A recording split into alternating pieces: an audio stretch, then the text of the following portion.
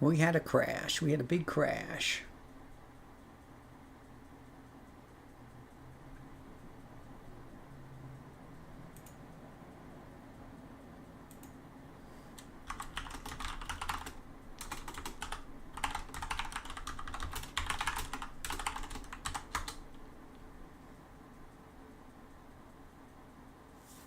Okay, sorry about that. I think we had a computer crash. Lovely.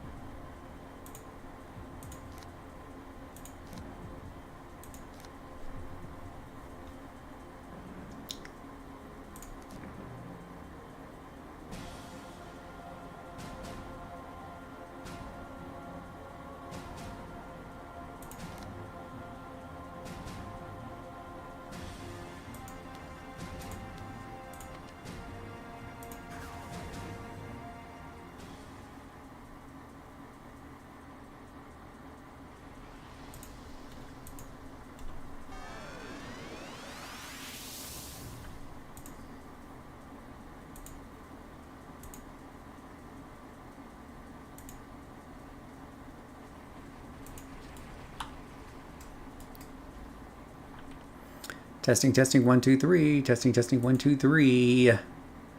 Hey, Jerome, how are you doing today? How's it going?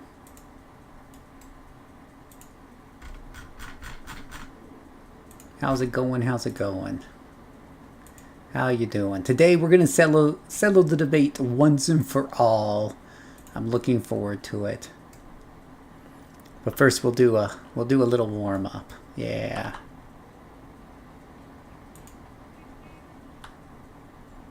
We're gonna give people time to join because I had a big YouTube crash, and it was pretty gnarly. I started streaming for like 2 minutes and then it crashed. Then I had to reboot the whole computer.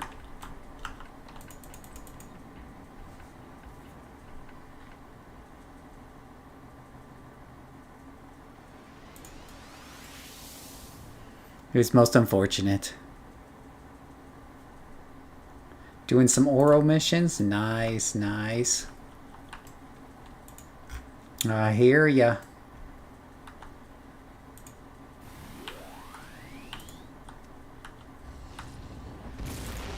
Well, that was the wrong button to press.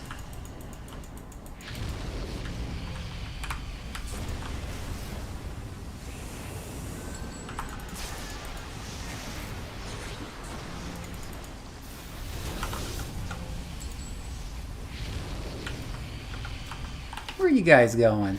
Running all the way over there.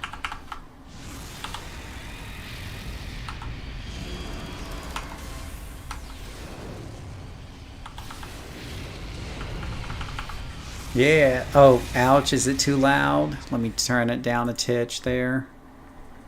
Let me know if it's too loud.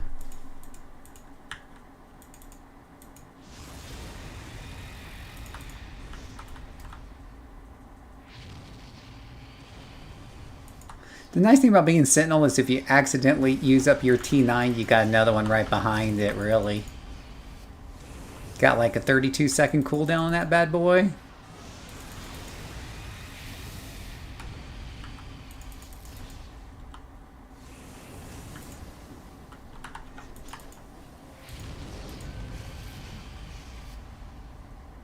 Oh, ouch on the computer crash. Yeah, it was most unfortunate.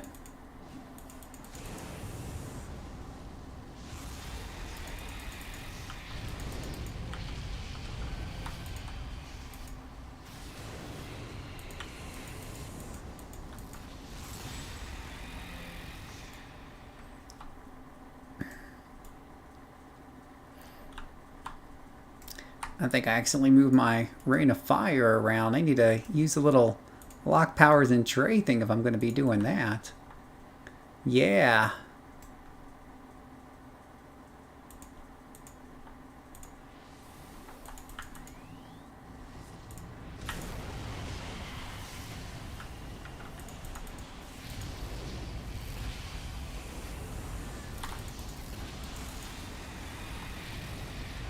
Oh, these are the illusionists that do the whole we're invulnerable bull crappery. I hate this stuff. It is so wrong.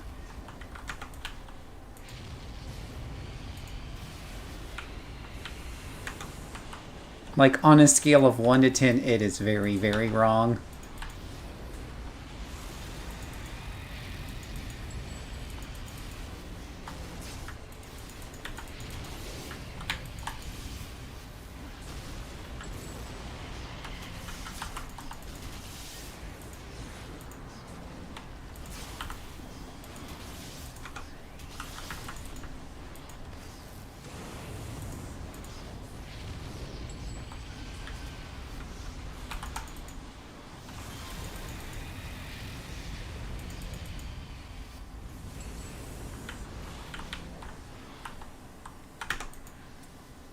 So wrong. I did all the 1-9 Ouro. Now you're working on 10 to 14. Nice, nice, nice. Yeah, carnies are just the worst. But then again, like, all of these things have something weird going on about them. But I guess I'd probably rather deal with the freak show that pop up all the time. I don't know. And then they have... Those guys have endurance reduction, so there's that.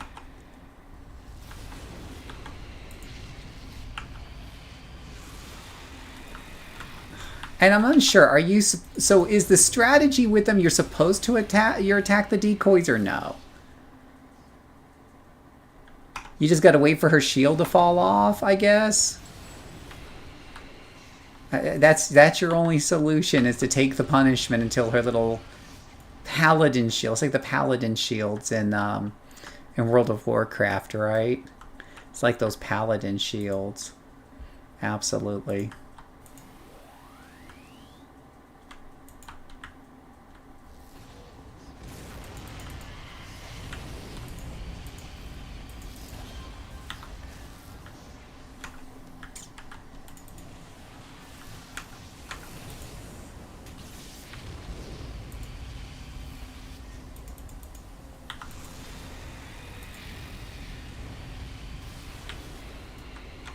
So all you can do, I guess, when they put up the shield is switch targets and kill somebody else, but maybe don't kill the decoys because they might be invulnerable like they are in regular illusionist, I would assume.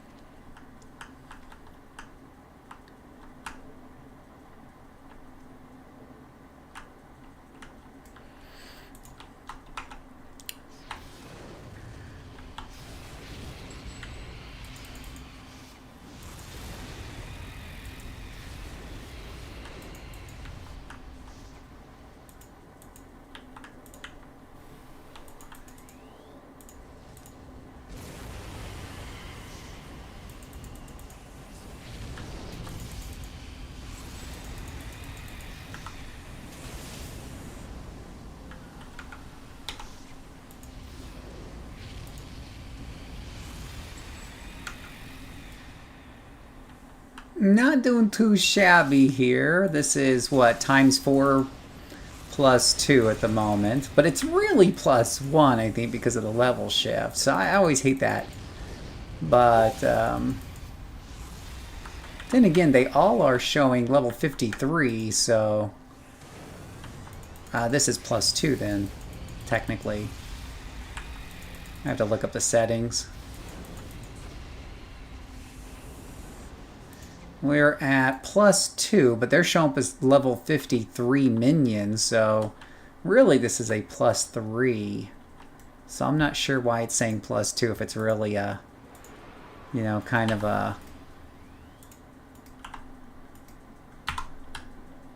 really a plus 3.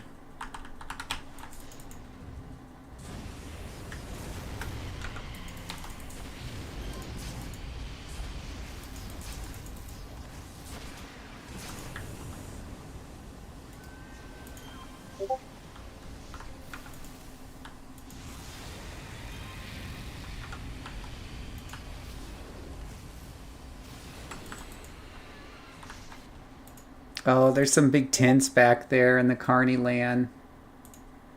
Nice.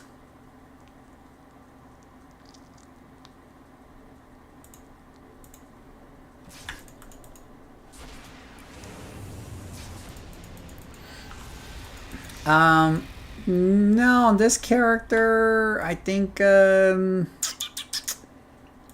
just looking at the no epic power pool, none, zip zero zil, GAEs. It's just fire blast bio armor. The fly, hasten, toughness from the fighting pool. Wait, is fighting epic? No, I don't think so. Yeah, nothing super deep here.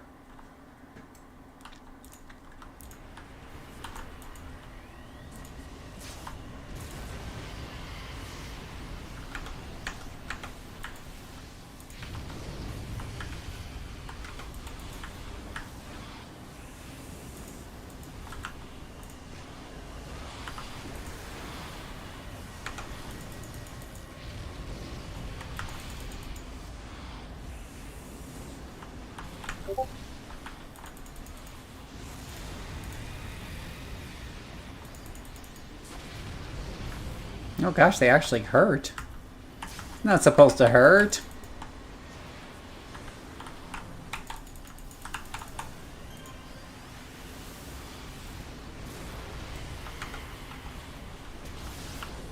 That's not supposed to be a thing. See, I target her and then she starts doing the whole deflection bullshit. That's what makes this rather obnoxious.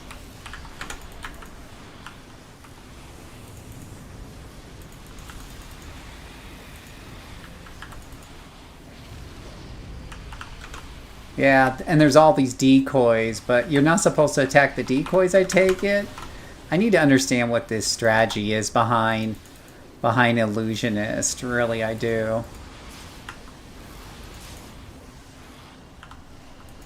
Because if you target them, they're invulnerable. If you target their phantoms, they're invulnerable. So what is the actual power play here that you're supposed to be doing? See? Now she's invulnerable. And now I'm getting my butt kicked.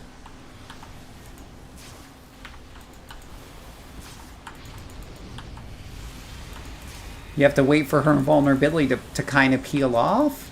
And that's really hard to do when you literally have like 18 of these stupid little dum-dums all hanging around you. Like cluttering up the screen. This is gonna be one of those things that kind of shows the weaknesses of tab targeting.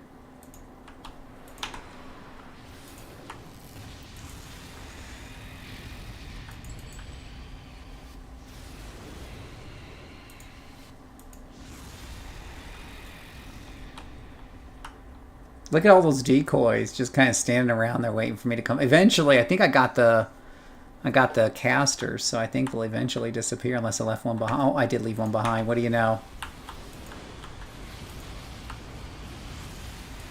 And now she's got invulnerability up, boys. Oh, or did I just miss? Nope, she has invulnerability up. So 800 decoys are just pounding on me. That's funny. Just like a real kind of like if you were playing an illusionist type of character, I suppose.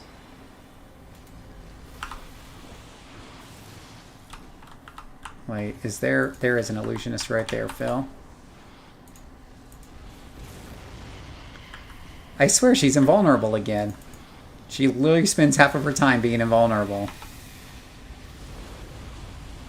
Yeah, these things are not fun to fight.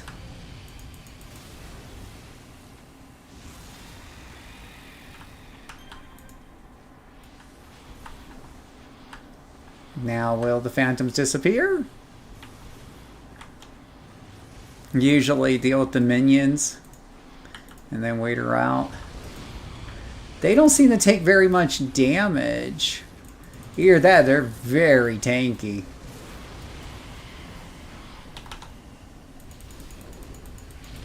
Oh, there they are right there. And now my AoEs are on cooldown because I used it on the minions.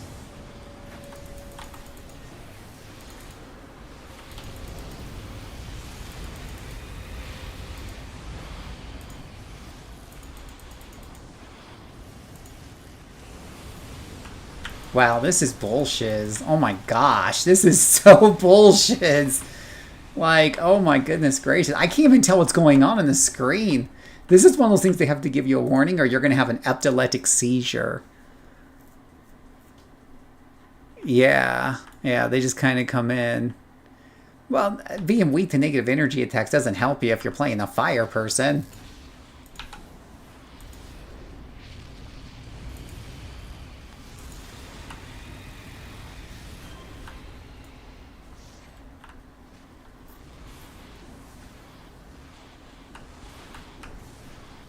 Man, I can hardly see what's going on here. Is there stuff up here? Yeesh. A bad time to ask? A bad time to ask about what? Hey, JCServant, picking up your vid, so you said there's a library knowledge area started Undead Mastermind Bots Mastermind. Any suggestions for a secondary for undead bots? Also, this is a bad time to ask. Oh, it's never a bad time to ask. In fact, you've come on a very good day because today, boys and girls, our special for tonight is we're going to settle the debate. Brute versus Mastermind. That's why I have a brute on the screen. We're going to settle this debate once and for all. For bots, I really do like Dark Miasma because Dark Miasma's powers mostly like heal and well, they debuff a lot of enemies and hold them down, which is what you want because your pets are ranged, so you don't want the monsters coming close. So things like the dark tentacles and stuff, hold them down and keep them from getting to you. And then your heal, what it does is it hits the enemy, it gives them probably some sort of debuff, and it heals you and everyone around you in a tight circle. So that works really well with bots because the bots aren't usually rushing forward too much. They're usually staying back and using their ranged attacks. So I think it pairs well with Dark Miasma. I've really enjoyed that with Dark Miasma. Now, back in the past, I ran it with devices. And people have told me when I mentioned that devices is actually a good pairing with bots. Also, force fields has also been pretty good with bots over the years. So there's a couple more good options to go with bots. With undead, I'm not an undead expert, so I don't know as much about them. If they're ranged, I think these same pairings would match up pretty well. If they're melee, then something like marine whatever the heck it's called, would probably pair up a bit better. I'm looking for this last lady. Is might be around here, but maybe not. Before I go fighting half the dungeon. Yeah, maybe they're not around here. Where's my little radar map? Yeah. You're having a mastermind. I'm having trouble keeping engaged because it's so slow. What do you mean by slow? Because that can mean a number of things. But you're coming on an excellent tonight because tonight is Mastermind versus Brute. We're gonna do a stress test on both tonight to answer this debate once and for all. What the hell? Where do you guys come from? I was alone by myself like a second ago. Thought my flank was cleared. And then you Harley Quinn knockoffs just show up.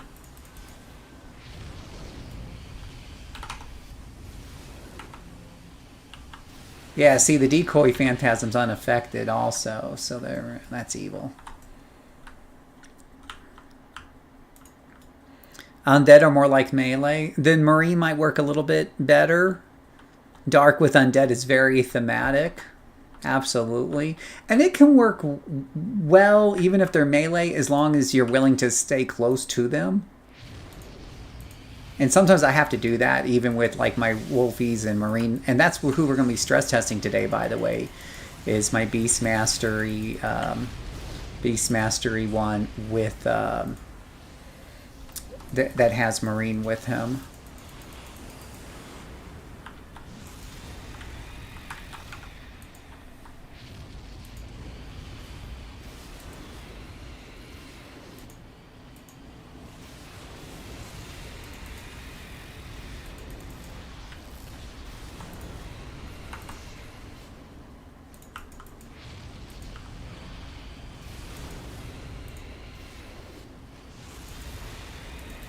Yeah, come over here and get your lickings.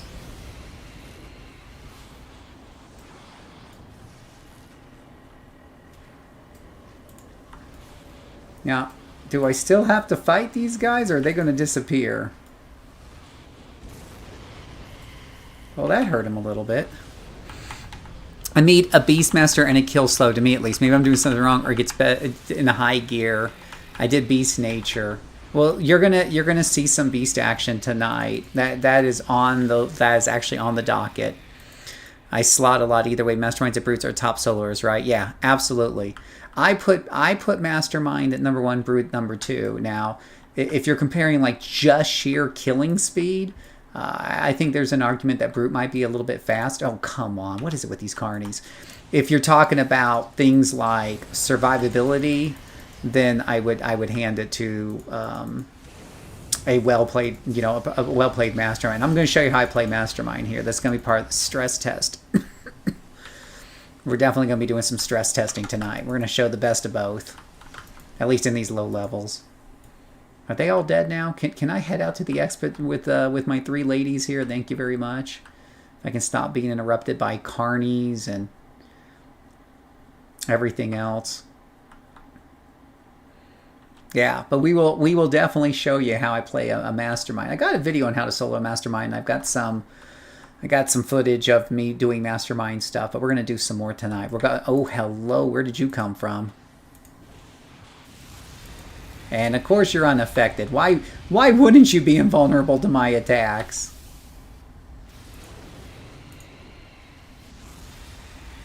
Yeah, be invulnerable to that, you SOB. I swear they like restocked this hallway with bad guys.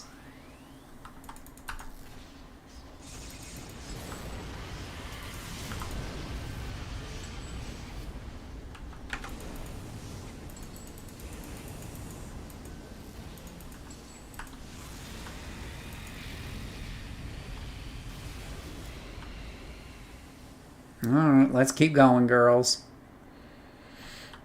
This is what?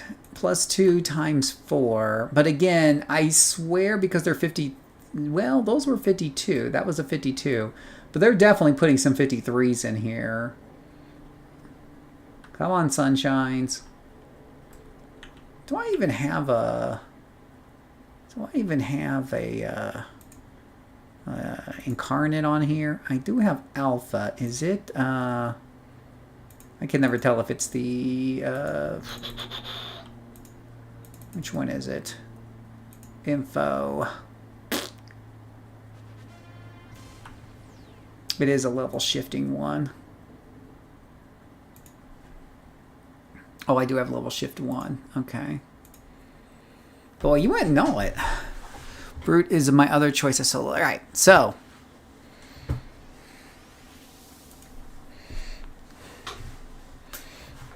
Oh.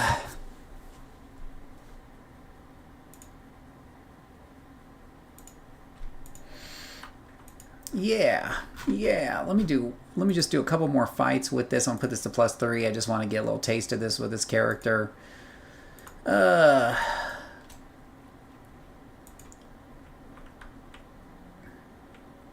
Wait, did I not get... Yeah, we got to get this mission here. Doop. Let's see how well this one goes. Maybe we'll get lucky. Won't get carnies this time.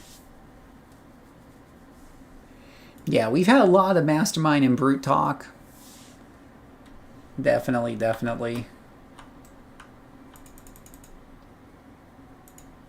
It's been a thing.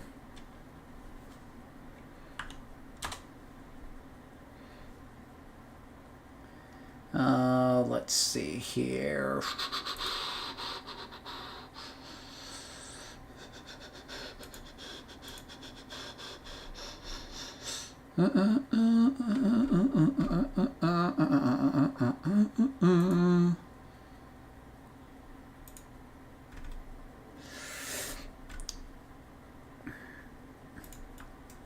Alright, so now we have reds and purples here. Let's see, these are 54. These are 54, so these are definitely at least +3 to my 50 +1. Also for selling our Defender's Dissent. Well, no, yeah. Whoo! All right, Panther, you were trying to scare me for a second there. My heart stopped. Oh my gosh, I was going to say Defender. Who was that evil guy who said that to you? No, that's a bad Phil, bad. Yeah, this is a Sentinel right here. Now this one's level 50, and we're going to try some +3 content here, and just see how well it goes. So, which is probably to say pretty poorly. We're going to find out.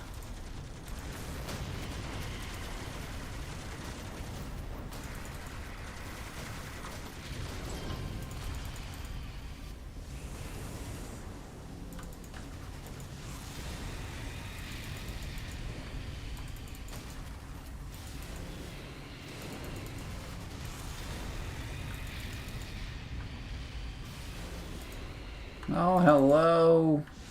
Red minion. So not too shabby here. This is a Sentinel that just took on, this is ×4 plus 3.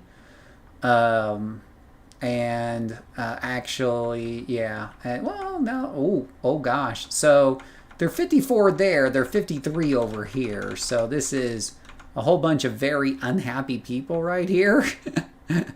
So yay. So we're gonna have a little fun here. We'll go ahead and slap some doohickey onto these guys.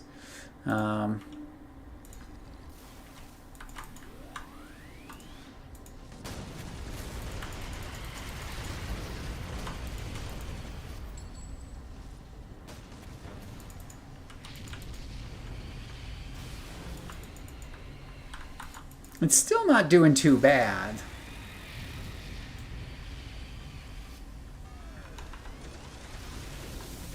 Still not doing too bad here at all. Let me try +4. But yeah, Sentinel's really, really good, Panther. I really like Sentinel. Sentinel is my favorite class, and if that tier list was based on my favorite class, I would put Sentinel at the top. Sentinel is my personal favorite because I prefer a range play style. It gives me more buffer and space between me and the bad guys, usually.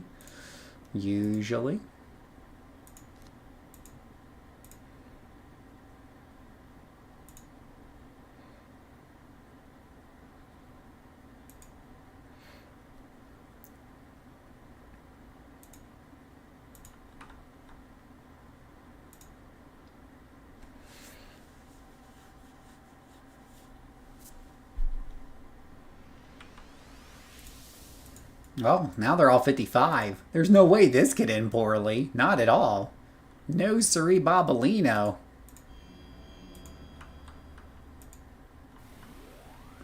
Leroy Jenkins!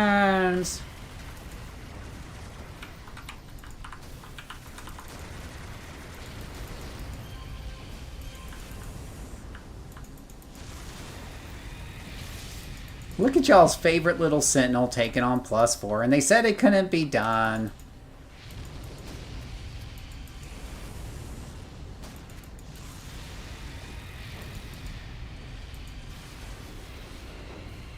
Oh, you're not a very nice lieutenant. Just gonna have to hurt you. Gonna have to hurt you. Didn't even have to use my parasite power or throw myself into defense mode. That's on offense mode. Let's see. They're like blaster scrappers. Yeah, they do range, but they have some face-to-face capabilities. They can take a hit, but not a lot of hits. They can take a hit. Yeah, it kind of depends on your build. So you're seeing a Sentinel here, right, Panther? You're seeing a Sentinel here that is handling +4 content. The vaunted +4 content that everyone's always talking about. Now, this isn't ×8. This is ×4. But with a Sentinel, generally speaking, you're a little bit more cautious about doing ×8 because you don't have the AoE caps that a blaster has. Really, on a Sentinel, like on most of my characters, I'll bump the ×s before the pluses because I know they got AoE caps. At least once I get to like ×3 or 4. Anyways, my point being is that you can see the Sentinel take a punch to the face. And this is bio armor, and I still have it on offense mode, which is kind of a lower... You can see my resistances aren't all that high. The key to this is... If I can find a lieutenant in the ranks here. There's a lieutenant. The key to this is you do have to manage a lot of toggles with bio armor, right, to get the most out of it. So kind of keep that in mind.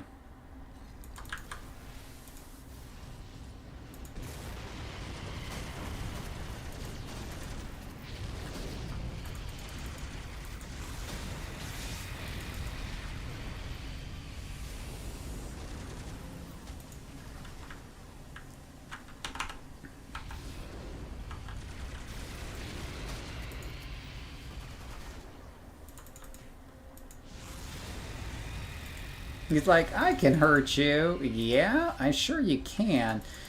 Now, this character does have some pretty good set bonuses, but nothing too expensive. Has her ATOs, which are probably the most expensive thing on the character. I don't think I have like expensive winter sets or anything like that.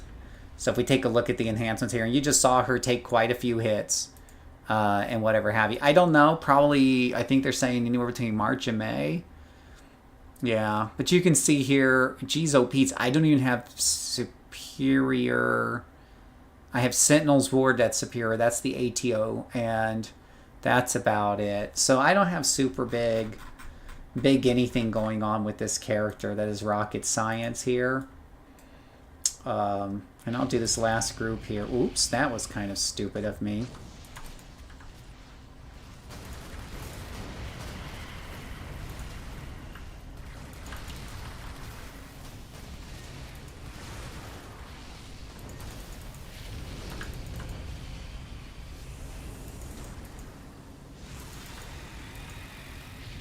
They're all running away, the little cowards that they are. Rain of Fire has an effect on people, I swear. Look at that. Total decimation.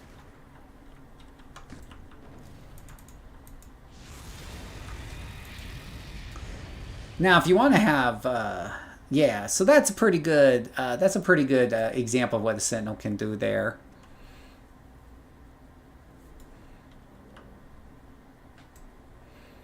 Let me do 2 more fights and then we're going to switch to Mastermind. I just want to try a couple things out real quick.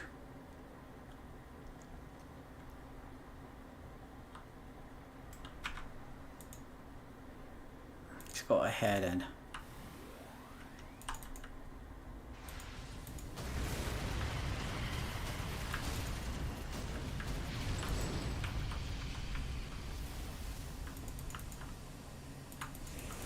They run away so quickly. I love Sentinel. Sentinels are just awesome. My general rule of thumb, Cross, or Panther, is I like range damage, right? Sentinels and blasters, and corruptors, range power sets have some, well, especially between blaster and Sentinel, have some pretty strong similarities. So my general rule of thumb is if the T9 power is a PBAOE, or they have too many PBAOEs, it's better played on a Sentinel. Like Fire here's a good example. The main power on Fire, the big nuke, is a PBAOE, right? So it's best done on a Sentinel, because I have no problem running up in that group of enemies on there and going Leroy Jenkins and going explodey on them, right? Like this. Because I can take a hit. So I don't mind. On a blaster, that might be a little bit harder to do without eating dirt real quick.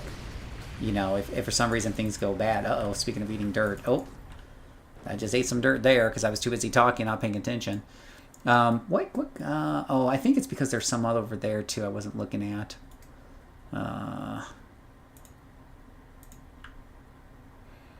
Let me just get that character back up real quick. Gotta pay attention when you're playing the game. All right.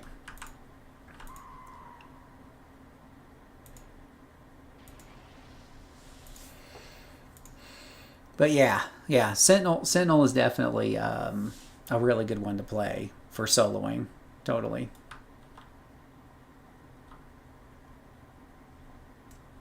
Yeah, we got a whole bunch of these guys and they're pretty far spread out, so that doesn't help out matters any.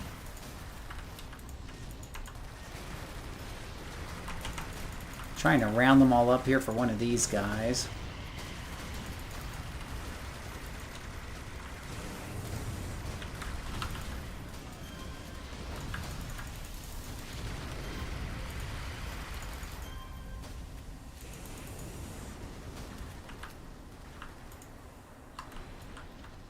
Oh, they are doing a lot of resistance debuff to... Oh, no, not resistance debuff. It's defense debuff. That doesn't usually hurt me too bad, I don't think. But it does hurt.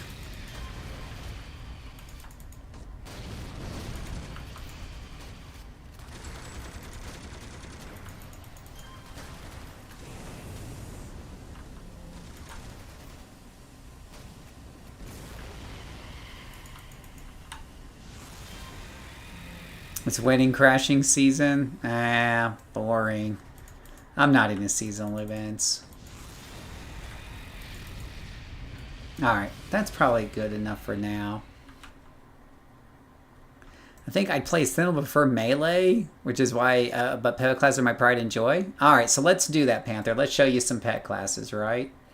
So let's do that.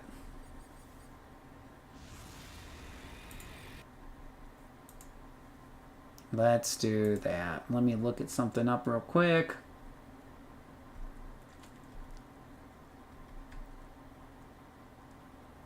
Okay. All right. You ready for this? Are we ready to do the stress test? Let me take a look at my brutes here, my master. I only got 2 masterminds, really, that are in the leveling zone. So I've got Angry Redeemer and Hydro Pack. So Hydro Pack will be what we play. And then for brute, probably Slice and Shock right here. Okay? So let's do the mastermind first since we're kind of interested here. All right. Now, we're not just going to do a mastermind, boys and girls. Hey, Uncle Sloth. We're going to do a... we're going to do a, whatchamacallit? We're going to do a little bit of a stress test here, okay? Because I said that both of these classes are really, really, really good. Brute and Mastermind. But I put Mastermind S tier and not the Brute. Why is that? So to do that, we're going to need a mission that I can do. And Fault Line can be pretty good, but it's going to take me like 20 or so minutes to get to the end of that. But let's do it because you get an elite boss at the end. So we're going to do it. We're going to do it at +1 × 2. Okay? We're going to do it. Now, one of you said that you were having problems with things dying, right? I already played this mastermind at ×2. But we're going to put it at +1. Okay?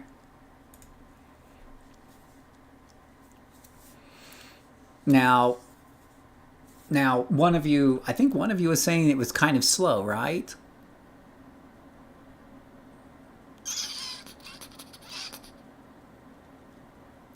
Cross was saying it's kind of slow.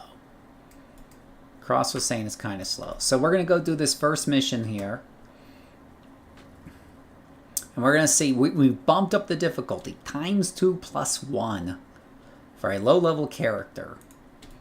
With no fancy sets or anything like that. Just a few SOs. Right? Let's take a look at how we have our... and let's change our hero here. Let's go ahead and change her to a him. I think it's under H for that. Okay, there he is right there. Okay, he's a pretty cool looking dude. All right. So, we're going to try... Welcome, my name is Phil, aka JCServant. Welcome to another exciting City of Heroes video. We are going to be doing a Mastermind versus Brute, kind of a little bit of a stress test here. We're going to show you some characters here. We're forcing them down to level 20. Let's take a look at how we have our pets kind of petted out here, right? So, summon wolves, summon lions. We put 3 reds and 2 yellows for super accuracy into. There's an argument to put recharge reduction or endurance reduction instead of that second yellow. You do you. And then summon dire wolf. I've only got enough slots right now for 2 reds and a yellow. We're using Soothing Wave, Shovel West, White Cat. We're using Marine Affinity to back it up. Am I being attacked already? Son of a gun! I can't even monologue without something attacking me. All right, let me take care of this because boy oh boy, we just got to get right in there before I even buff the pets or anything. Yeah, somebody was like, "Oh, you aren't a real good mastermind player because you let your pets die and then you didn't rebuff them right away." I'm like, "Oh my goodness gracious, boys and girls, look at me, look at me, look at me." I hope this guy is watching who wrote this comment. I never ever said I'm an expert player. I never ever said I'm super advanced. I never ever said I'm at the top of the game. If I do things that are less than optimal, I make mistakes or whatever the case may be, that's okay. I don't care. I just don't give a damn. because I'm here to play to have fun. All right. So anyways, so we got our pets here. We got 5 pets. And you can see, we'll see how fast they kill this minion over here. We'll let them go at it. They're going to start with this minion. Now, one thing for killing them, this is without me supporting them. They get through that minion pretty fast, Cross. Was that not fast enough? I don't think that was too shabby. And that's before I support them, right? That wasn't even me buffing or debuffing. We got some more. We got some more concentrations over here.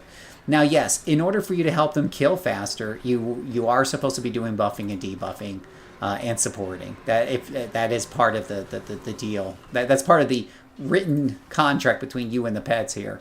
So you will see me do some of this, but that's a lieutenant right there, right? And I'll just try to heal them up a little bit here, but they're tearing through that lieutenant kind of quickly. I'm not even touching any buttons. Lieutenant's dead. And that's like a level 21 lieutenant. There's a level 22 over there, so he's going to look red to me. You know, I think they're cutting through pretty quick. Now, you will, of course, get better mileage if you do whatever it is your class is designed to do. Like, especially if you're using kinetics, you can kinetics the hell out of these guys and have little puppy dogs running around like they're on Speedo and whatnot. That's always fun. Let's do a reveal here. Let's just get to the end. I just got to find and rescue Fusionette. And she could be anywhere in Le Donjon. Whoops. Yeah, they're right there. Now, the way I've heard some people say, I find it really hard to control puppy dogs or whatever. They go crazy. Yeah, what I do, as you see me do here, is I put the dogs in front. I let them do their thing. I'm here to support them, right? I can even talk to you guys while I'm doing this because really I'm just here to hit the buttons once in a while, heal them up, right? I heal them up. I keep them happy, and I let them go to work. And against lieutenants and stuff, look at this. I'm hardly pressing any powers at all. I probably didn't even have to heal them there, but I'm going to heal them anyways just to kind of help them feel better. All right. But it's a really easy class to pilot. This is why I put this on the S tier. Here I am playing it ×2 +1s against a bunch of oranges and reds, and I'm still pretty much on autopilot, really. Now, we do have a big pool right here, so we are going to be a little supportive of our puppy dogs. And even here, they probably won't come close to dying. Look at that. They're just going at it, boys.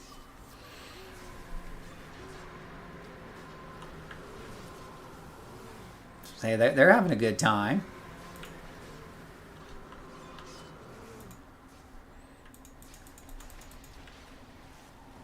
Now, they are a little split up between 2 enemies, so it took a little while to get him. Plus, he's a red, so they're going to miss him more often. But there we go. Not too shabby, right?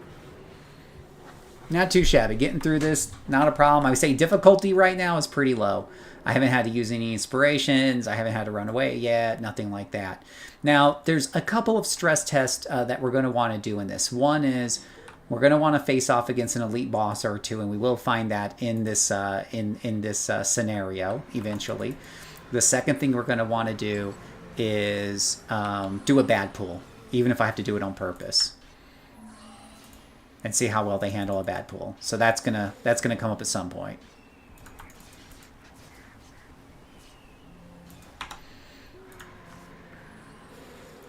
I've heard some people say, Phil, you don't use bodyguard mode. You're a complete amateur. How dare you not use bodyguard mode? It's the best mode that's ever been made. The best mode ever made to man. How can you not do bodyguard mode? Oh my gosh. And I don't know what to tell you guys. I'm not a big fan of bodyguard mode.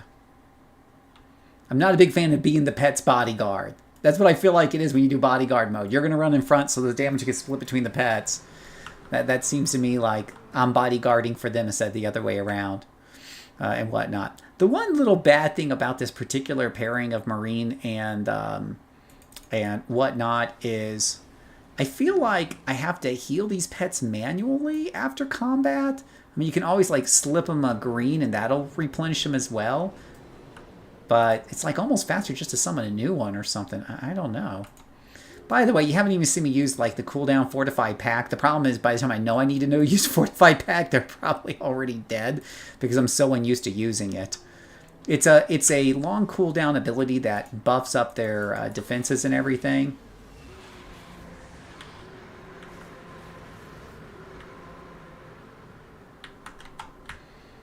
So, yeah. So what do you think so far when you're watching this, Cross? How does this experience that you're seeing so far line up to what you're used to seeing when you play?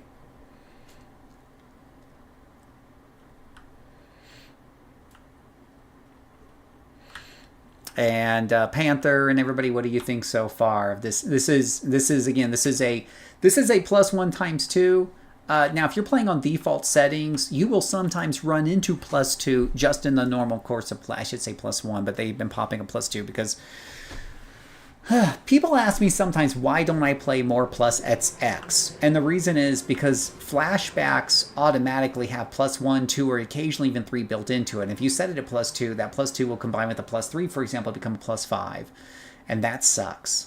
Especially when you're like level 15 and you've hardly got any freaking thing, bonuses going on or whatever the deal may be. So, Cross, how does the experience compare to yours? Does it look like my wolves are doing the same speed, faster, slower? How does it compare to yours? And what level are you at right now, by the way?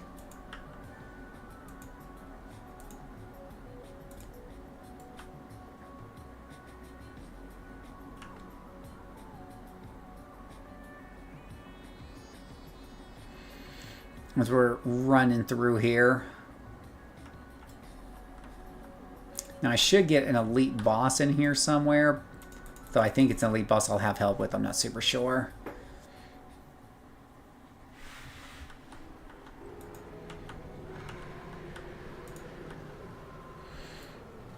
Oh, you only have one? Oh, gosh, yeah. If you're at the super low levels, it's going to be slow. You want to take...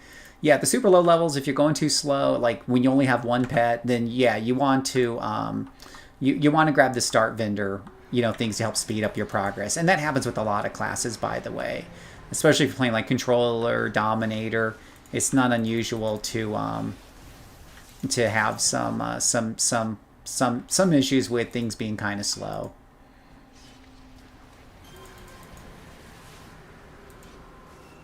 So, hey, Radioactive, how are you doing today? See, like, my dire wolf is, like, really hurt. So I feel like the easiest thing to do is maybe see if I can just summon up another one there. We'll see. No, apparently that doesn't heal him. I should have dismissed them first or something. They're not going to let me get away with healing him that easy. There's a little healing miss for you, buddy. What are you doing, Sans? What are you doing, buddy?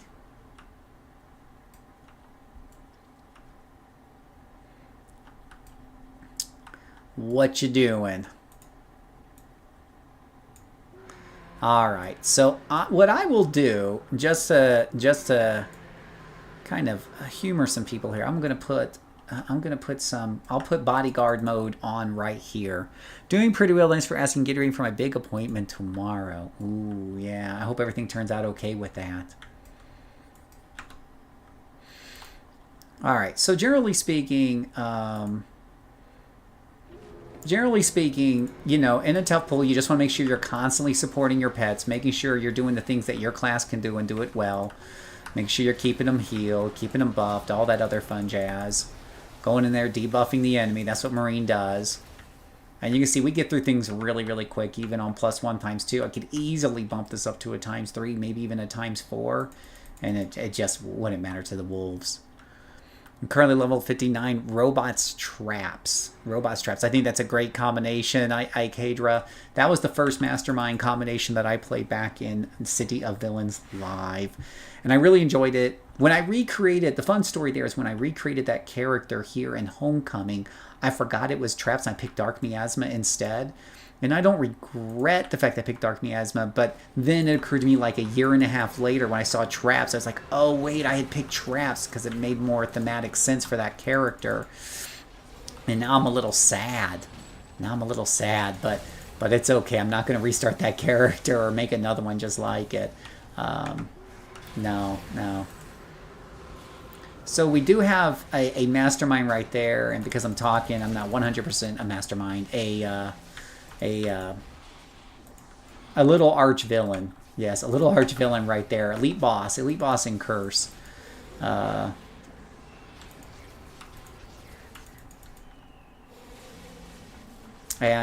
we do have an NPC helping us out. We did lose one wolf in the melee. We did lose one, so most unfortunate for him. But we can summon up another one pretty easily. And let me train them, otherwise someone's going to leave a comment. Oh, you noob! You called back a pet and you didn't train him right away. You're such a noob. Noob! Yeah, +2 times 3. Masterminds can easily... I mean, I've had... On this character here, I've done +2 with bosses turned on, right? It's pretty easy street with masterminds and whatnot. All right, so now we're getting to the nuts and bolts. Did I pick? Yeah, I'm pretty sure I picked the right one. I swear I'm supposed to do a hunt in this. Maybe I'm mixing up my different story arcs. So what we're doing tonight, boys and girls, if you're just joining us, I'm doing a bit of a stress test because it's been brought to my attention. I'm showing favoritism to the mastermind. So, I need to maybe do a better job of explaining why the mastermind got S tier when the brute only got A+, the top of the A tier. Why would I do that? Why would I do such silliness? And the answer is just watch. This is really just, for most fights, it really is just, I just sit here and watch them work. I literally can just do 1 to attack, 2 to heal. Like come back, heal. I forgot to train him, like, why my robots look so... Yeah, you gotta remember to train them. Don't be a noob like I am, because clearly I'm a noob. So don't be a noob. Don't be a noob like Phil. Otherwise, people on YouTube might call you out for it. We have a nice little group of these guys right here. That's always fun. Go get them, boys.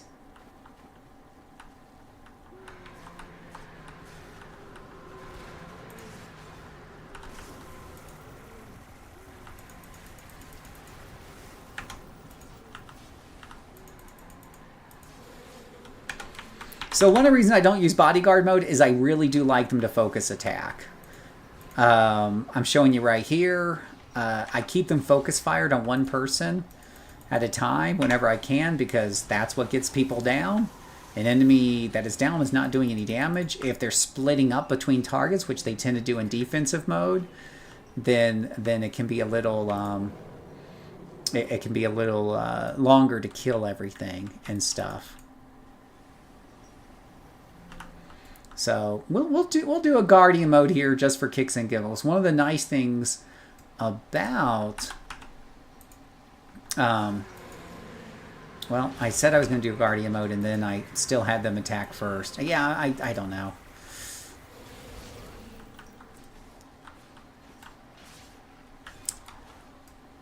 And they're just having fun with this Arachno spot. It's really great. It's like playing the game on easy mode.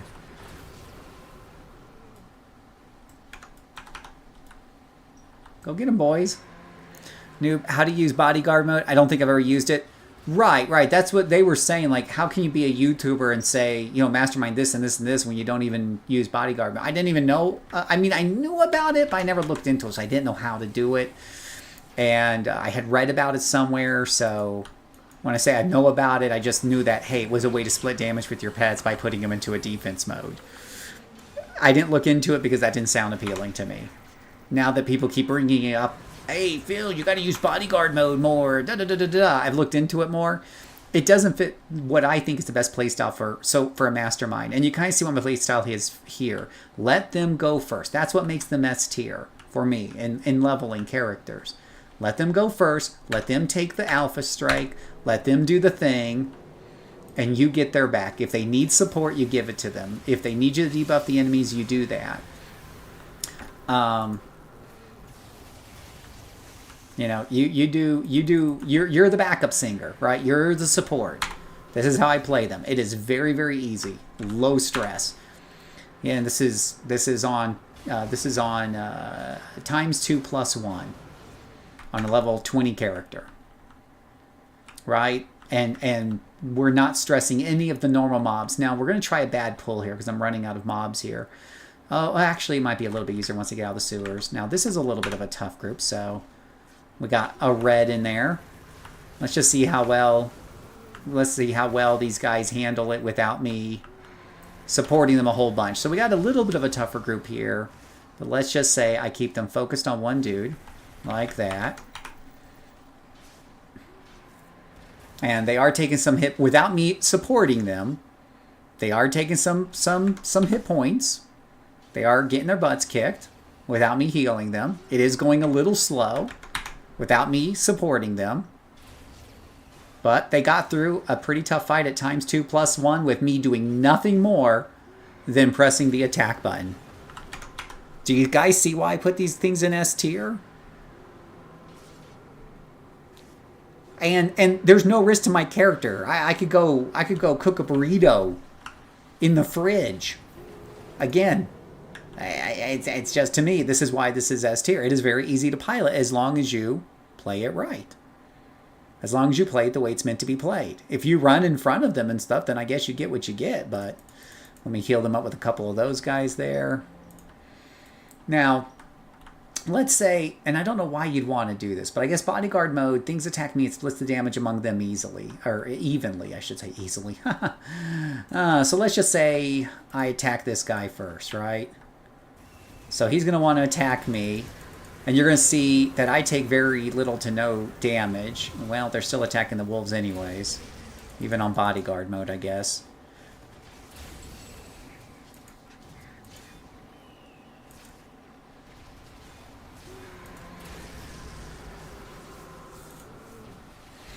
Now you're going to see if I support the pets, they can definitely get through things a lot faster and a lot more successfully.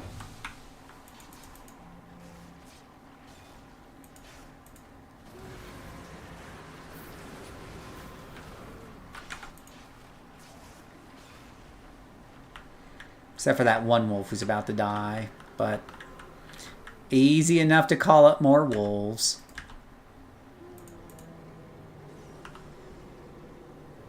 Let me see if I dismiss them and I summon up new ones. Yeah, that does get them back to full hit points a little bit faster. So there's that. Is there any questions, by the way, on the mastermind here while I'm playing through? On our little bit of a stress test here. Oh yeah, that's the one thing you hear over and over again. And I think the Freedom private server allows you to do exactly that. So there is that.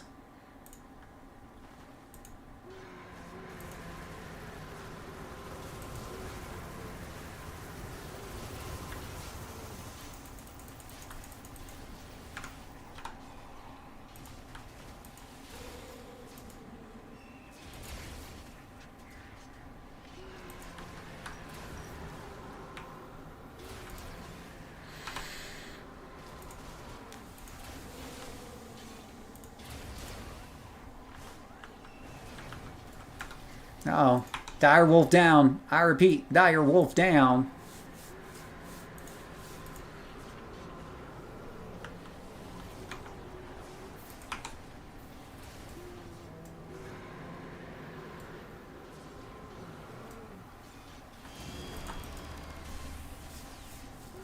Level up, ka-chingle.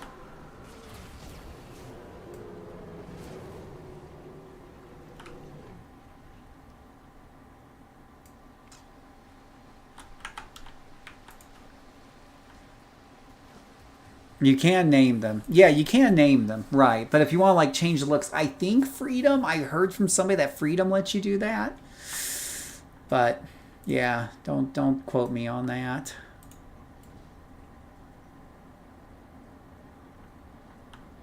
Is this it? Just one or two here or there?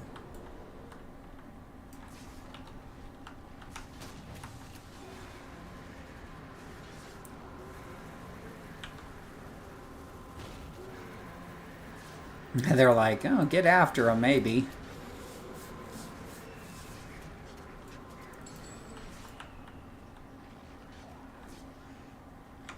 Oh, there's an arachnobot in the middle of that mess. I was like, what are they doing back there? Are you guys still attacking something back there? I guess.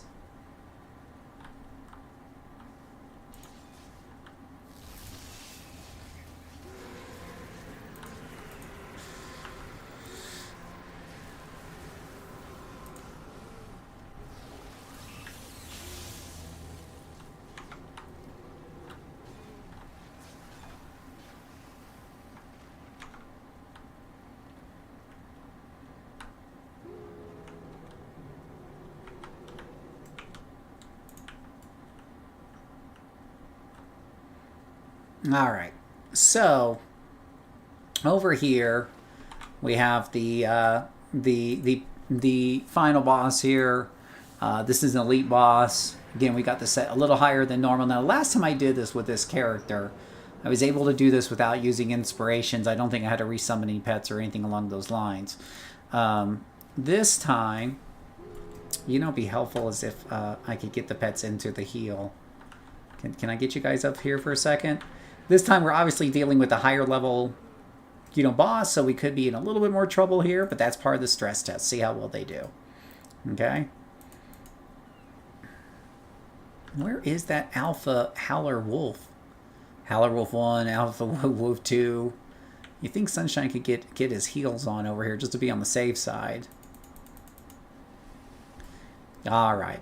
So we're going to send the wolves after, you know, these guys over here. We'll try to take down the mooks first so that they're not pounding on me pounding on my wolves the entire time. And we're going to see how well we do with the stress test here. So let's go, wolves. Let's do it. Let's do it like Brutus, because you guys are not new to this. And we'll use our fortified hack on these guys.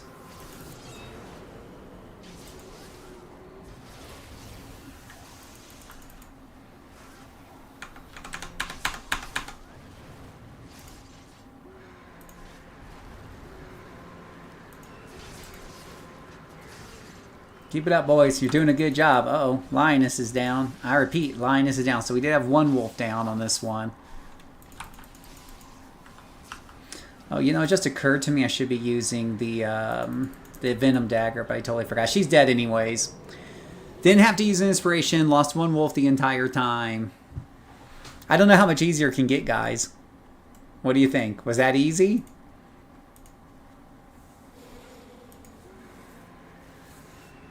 Did that look difficult to anybody? Did I miss something there?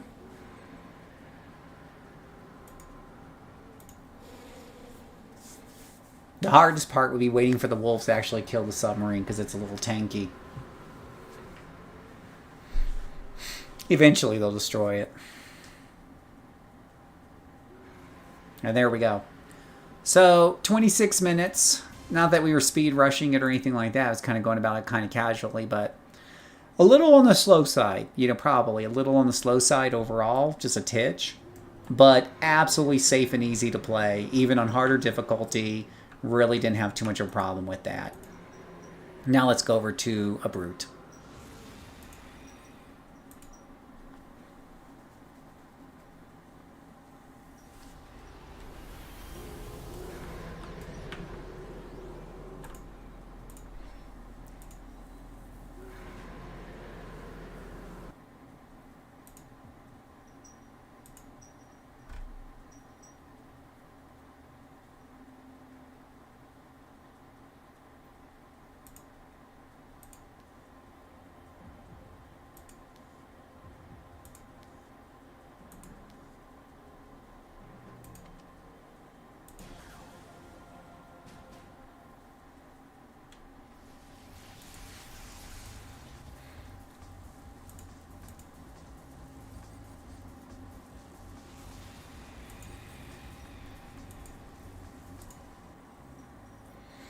Any thoughts so far? Anybody have any questions?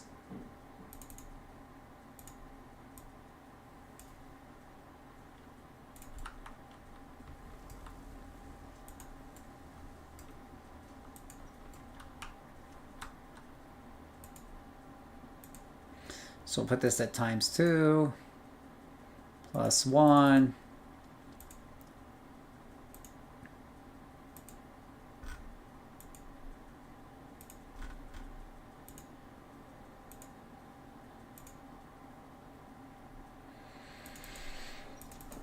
I'm always gonna. Hey, Alex, I'm always gonna be partial to the bots myself because they were the OGs for me, and they were awesome.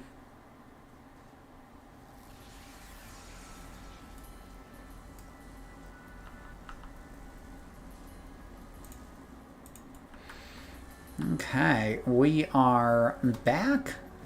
And this time I'm with Shock and Slice. I know, not exactly an original character name or even anything else. But this is a brute. Now, I used both these characters, including this brute. I've done this mission before. And I did videos on them, showing them going through this fusion mission. And they both did really, really well. No problem on default settings at all. And I think against that elite boss fight at the end, I used maybe 1 inspiration with this character, and it's arguable whether that was even needed and whatnot. So a pretty easy character to pilot here. We're using claws, and we have 2 reds and 1 yellow in each power. Nothing super exciting. We have our resistances and charged armor with an endurance reduction. Nothing huge. Pretty much what I do with every character on that regard. Now, let's take a look at my powers. Do I not have reveal on this character? That is most unfortunate. I never got reveal on her. Lovely. All right. Well, we'll just do this the old-fashioned way. So again, we do have this set to ×2 plus 1, very much like we did with the with the last one. And we're just going to get in there and kind of go to it and kind of slash away and do what we're supposed to do. And start slashing.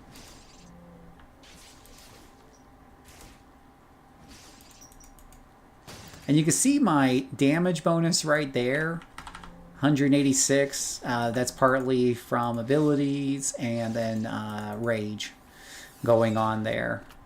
And we got through that group no problem, really.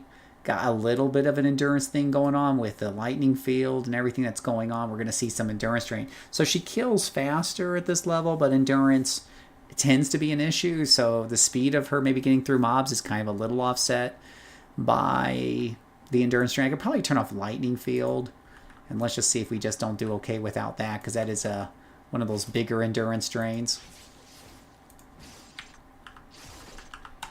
And we're getting through things pretty quickly without it, I think.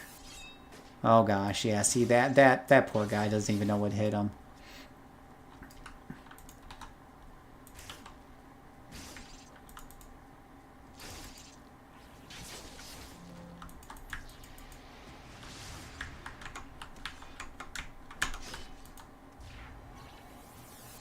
It's really hard to line things up for cones and stuff, so it's melee characters.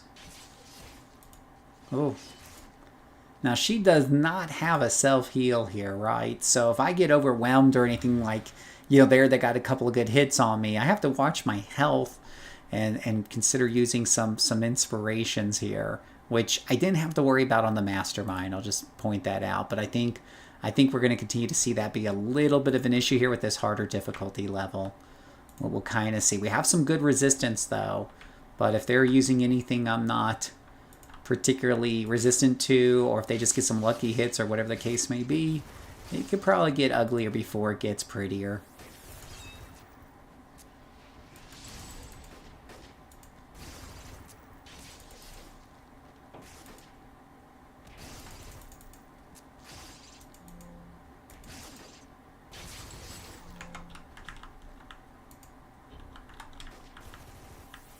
Trying to line them both up for that cone, and I don't think I did a very good job of it. Doing Frostfire, one of my favorites, right? So, early impression right now is, this is why I rate the Brute an A and not an S. I am worried about my health a lot. I am getting very low on health. I'm having to stop and rest. I didn't have to really worry about that. The closest we came is we had like 1 wolf die. And the wolves are kind of like your hit points on a Mastermind. if all of your wolves die, or even a majority of them die, you're kind of in big trouble as a mastermind, and you need to consider retreating. If my health gets too low as a brute, it's kind of the same thing, right? Let's go ahead and use our taunt once in a while just to pretend like we're actually brutes who know what we're doing.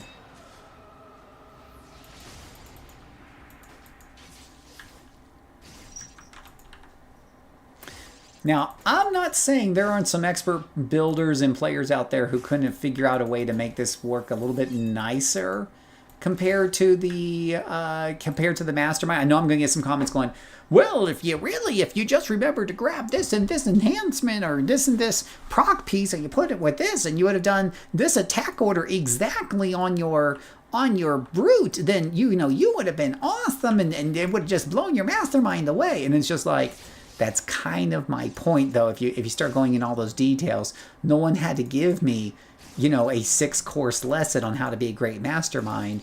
That mastermind, and I got others like it, are able to do that higher stress test kind of stuff with very little, what-if-isms or whatever, right? Without using specific rotations. I didn't do anything. Hell, half the time my hands weren't even on the keyboard playing that mastermind, right? Now, again, Brute's really good. I handle that Red Lieutenant. Not much of a problem there. Without the charge field turned on, I think my endurance is doing better. It's not that... It's not bad. I'm not trying to say Brute's bad. Again, it's second place on my list, and it's in the A tier. But I do get the feeling that later on we're going to run into a few issues. If we have a bad pull or anything like that, it's going to be a little bit harder to deal with on this character.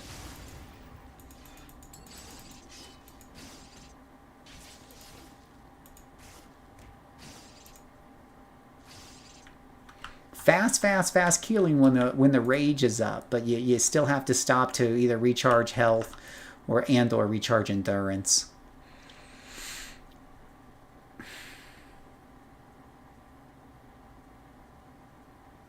Now, I will tell you, I think a lot of people, whoa, okay, this is going to be brutal without me using an inspiration, I think. But we're going to try not to. Oh. Yeah, I feel like this is going to be a lot uglier. I'm stuck. Okay, we're going to use inspirations here. I'm sorry. Got to use inspirations.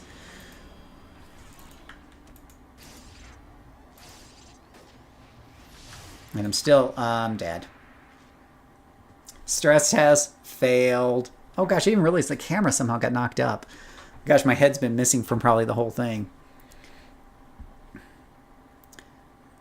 All right, let's pull out. Let's keep pushing through, guys. Let's keep pushing through. But yeah, this doesn't look good for the brute stress test. Just gonna put that out there, buds. Doesn't look good.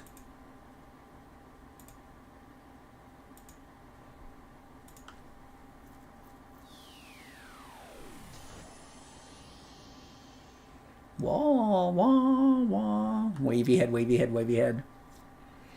Now, as I was saying, I think, like, clearly to play a mastermind in a way that I think is efficient, I won't use the word properly, but to play it in the way that I feel is efficient and can handle that high-level content with low skill, you have to play them like support, like you saw me do. And support is not popular with people, right? It never has been, never will be. I forgot to turn my defenses, didn't I? That's why you don't have a lot of people playing healers and stuff like that. And whatever have you. And so people want it. I think some people want to play masterminds a little closer to other classes, and then wonder why they kind of miss the mark, right? And I think that's the problem to some people. If you want to get the most out of it, especially at these low levels where your resources are limited, your enhancements are limited, everything else, you got to consider playing them truly as support. Let the pets go first. Let the pets grab aggro first. Let the pets do their thing first. And then you sit back and you eat your potato chips and you watch Netflix on the other screen and you let them go to work and sometimes throw something to help them out. You can literally go through the story content at +0, like just setting it at default settings, and have a very relaxing time as a mastermind. You won't be killing as fast as a brute, but you will have very, very low risk. Is there a Frostfire in here? Or am I just running around for kicks and giggles? Do I have stealth on this character? Probably not. Great. Where is this Fusionette? I don't see her in here. Oh, she's probably my luck. She's probably up in that thing right there. All right, come and get it.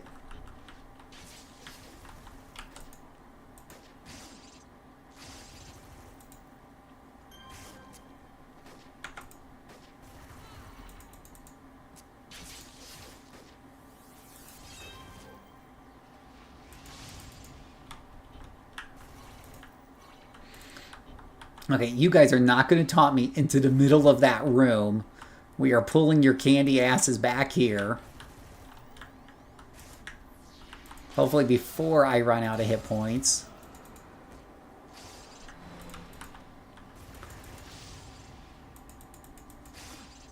Just die already. Sweet mother of mercy.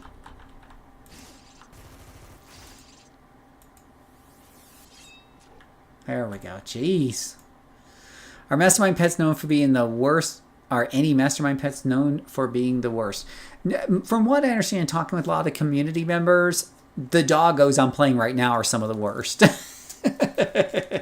And maybe the ninja. Is it the ninja, I believe, are also kind of bad? Because they tend to run off and get you more aggro and stuff like that.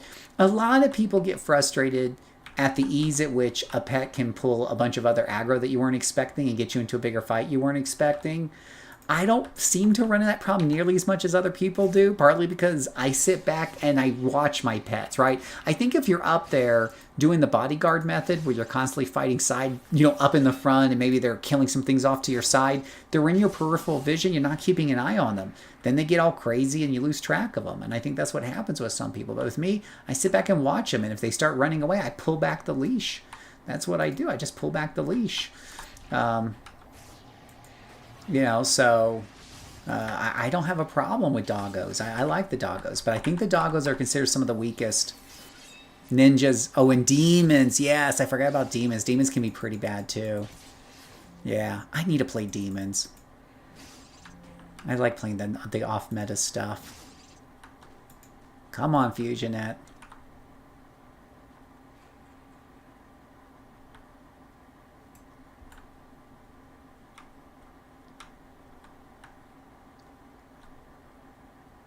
What is she doing now? Oh, for the love of all that is holy, my entire life. She's worse than a mastermind pet. She wants to aggro this whole entire dungeon and... Oh my goodness gracious, I hope she dies.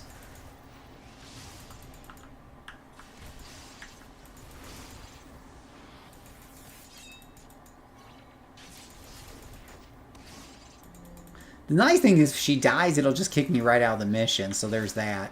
See, I have to use a heal right there. I'm just getting my butt kicked.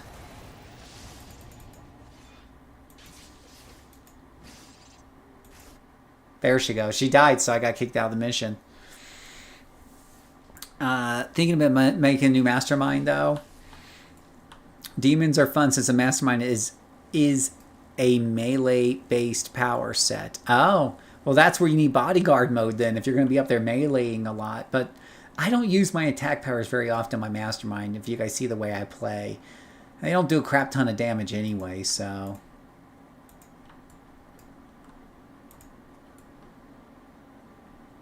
She's just being more accurate. She's not known for being smart. Yeah. Yeah, now here's a question. You guys have now saw me play that first mission with both the mastermind and a brute set at ×2+1. Do you think which one looks like it's having an easier go of it? Not which one would you rather play, because I think with some people it's just like, yeah, of course you don't want to play support or whatever, or you don't like pets, so you don't want to play master. I get that. But which one do you feel is an easier go based on what you've seen me do here?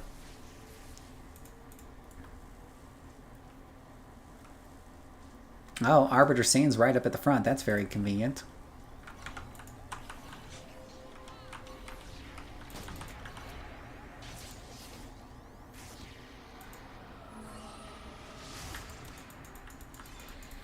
So you can see, even with just this small group here, I'm already down to half hit points. Now, part of this was I was kind of coming cold, so my first few attacks didn't do as much damage as normal because I was coming in cold with a low rage meter, but it still hurts. Yeah, always mastermind, right? Been quiet, like I just think it's pretty clear. I think if you compare, the two things side by side in a stress test, why I put mastermind S tier and why the brute is A plus. It's A plus. It's really good, but it's not quite S. Now, here's the thing. In the vast majority of story arcs, you're not going to run into difficulty like this. I've artificially increased the difficulty. So an argument could be made, Phil, it should be S tier as well, because you just don't have difficulties with it.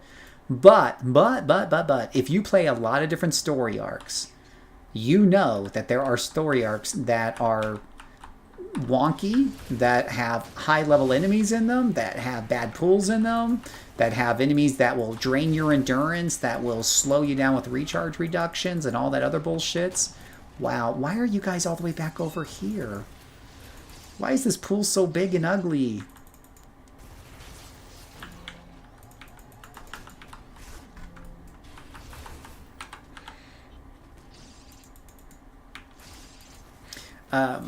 And so story arcs will occasionally throw situations at my brutes that my brutes struggle with.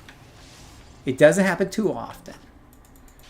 But every brute also has their weaknesses, right? At especially level 20, you don't have all the resistances covered. So if you're in a mission with a bunch of psychic attackers and you're playing this brute right here, I don't think she has good psychic resistances. I could be wrong, but I'm pretty sure she doesn't. Or toxic. Then all of a sudden, your mastermind's a lot squishier, and the missions just became a bit harder and stuff. Particularly if there's like an arch boss or elite boss or whatever, in the middle of all of it.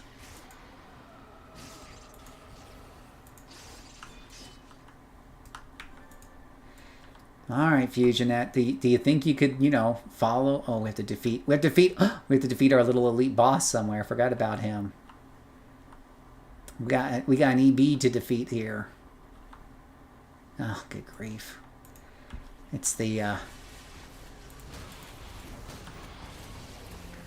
course, now I got like a whole posse backing me up here, so this shouldn't be too hard. It's like you're in a legit group with all these NPCs in here.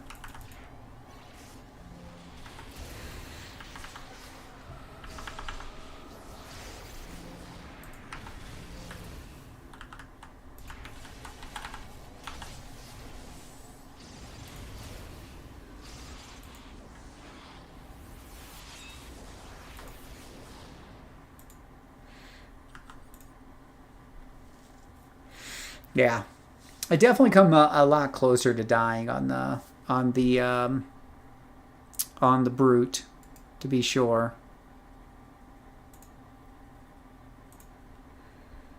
The G word? What's the G word?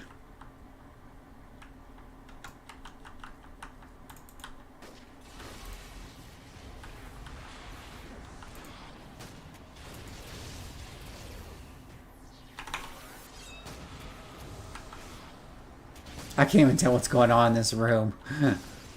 There could be a curse in this room I would never know. Group. Ah, the G word, yeah. I know. I don't even like a group of NPCs like this because it really dilutes, what you're doing. And if the mission falls apart, was that because they oh my gosh, I can't even get out the door now. Look at that. I can't get out the door because his stupid pet is in the doorway. Oh, that wasn't his pet? Was that his pet? I don't know.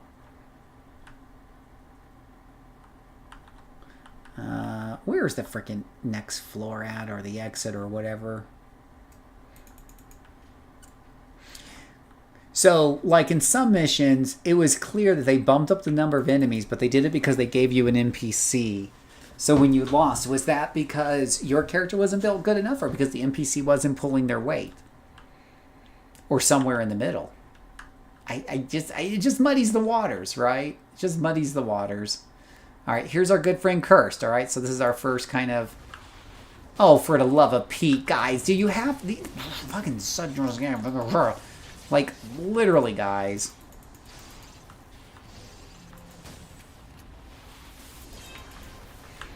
they are worse than mastermind pets. I hope they all die. There was no need to fight these dudes.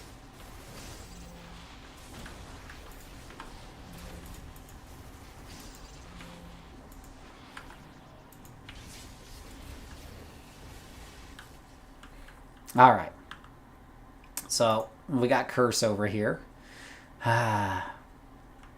All right, you guys go do you, because, you know, I'm going to try not to use inspirations here.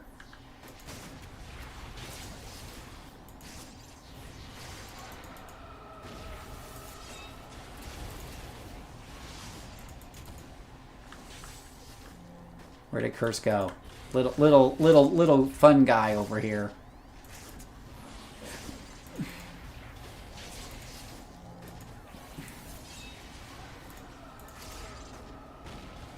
Mission complete. I almost died, but I did it. I did it.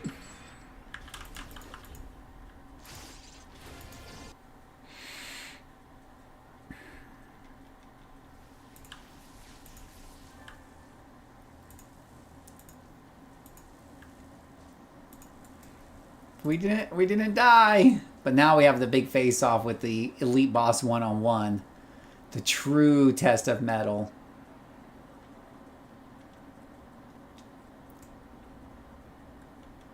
The true test. I'm doing pretty decently. I don't think I would be doing this good on a let's say a blaster or something at level 20.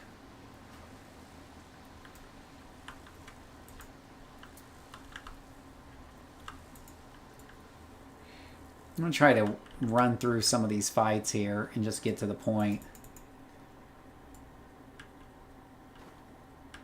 Oh, you know, but then again, we have this nice little moo up here. Let's go attack the moo. Oh gosh, I have no. Oh wait, it's saying my health is a little titchy on the low side. Let's get the rest of that back up before we go fighting fierce and ugly lady up there.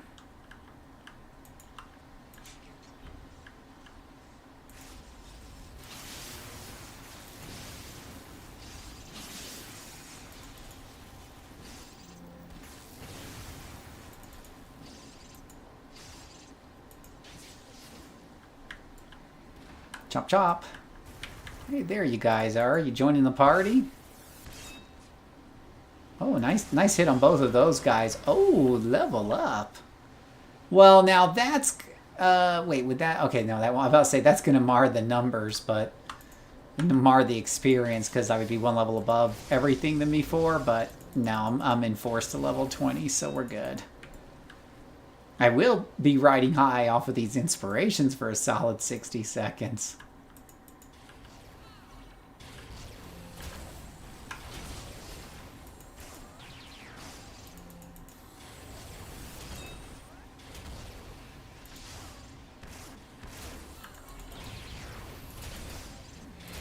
Nothing like riding high on a purple to make you feel pretty invulnerable.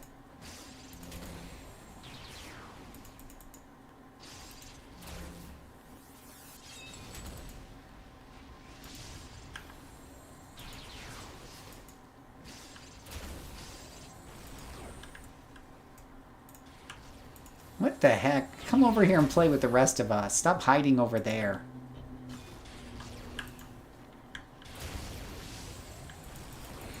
I always hate how taunt will get them to come in close, but not quite close enough to get them into a juicy AoE half the time. Wow, he is pretty hard to slice down. And stayed that. I almost ran out of endurance there. Not bad, 50 minutes, 1 death on Frostfire. Hey, that's not bad. Frostfire will kick me in the shins. You know, at least once. Quite often. Quite often. He is a tough cookie. I would not want to fight him on ×2+1 and all that other jazz.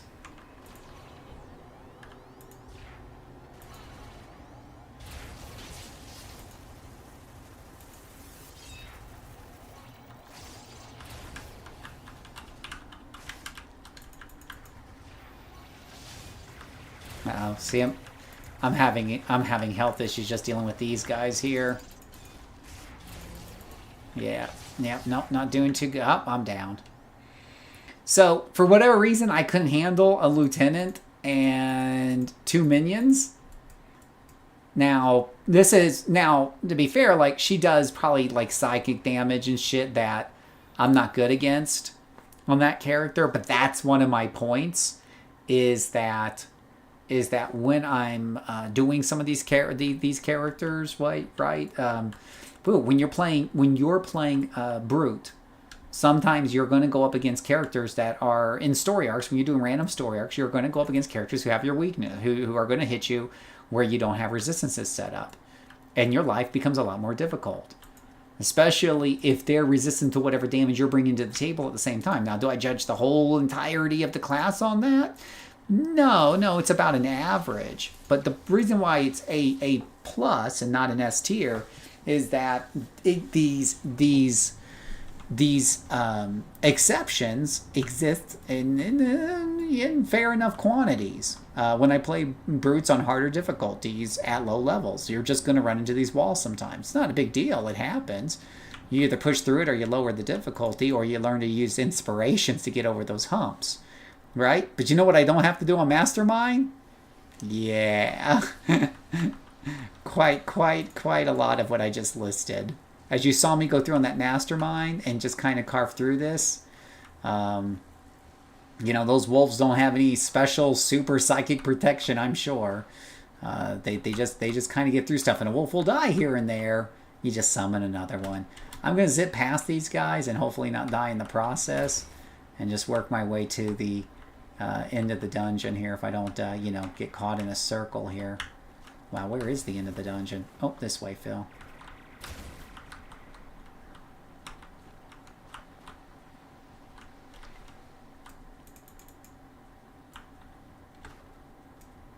You always got the option to rush to the boss if you want.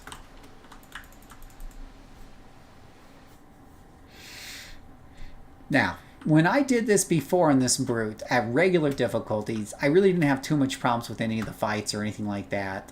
And I was able to get through this boss here on with only 1 inspiration. And again, it's questionable whether or not I even needed that inspiration. But with a +1 stress test going on, this is going to be a little bit... Was she purple in the last person? I have to go back and rewind the tape. But it is +1. She's an elite boss, so purple makes sense. And she's got a couple of yellows that I'm going to have to deal with. So I have a hard time believing I'm going to get through this without using inspirations in advance. Right? So... But we're going to do it for science. We're going to give it the old college try. I'm going to try mostly to get rid of the minions through AoEs as their Neko. Then again, I'm already halfway dead. Oh, we're already a lot dead. Okay, I think it's fair to say we have to use inspirations.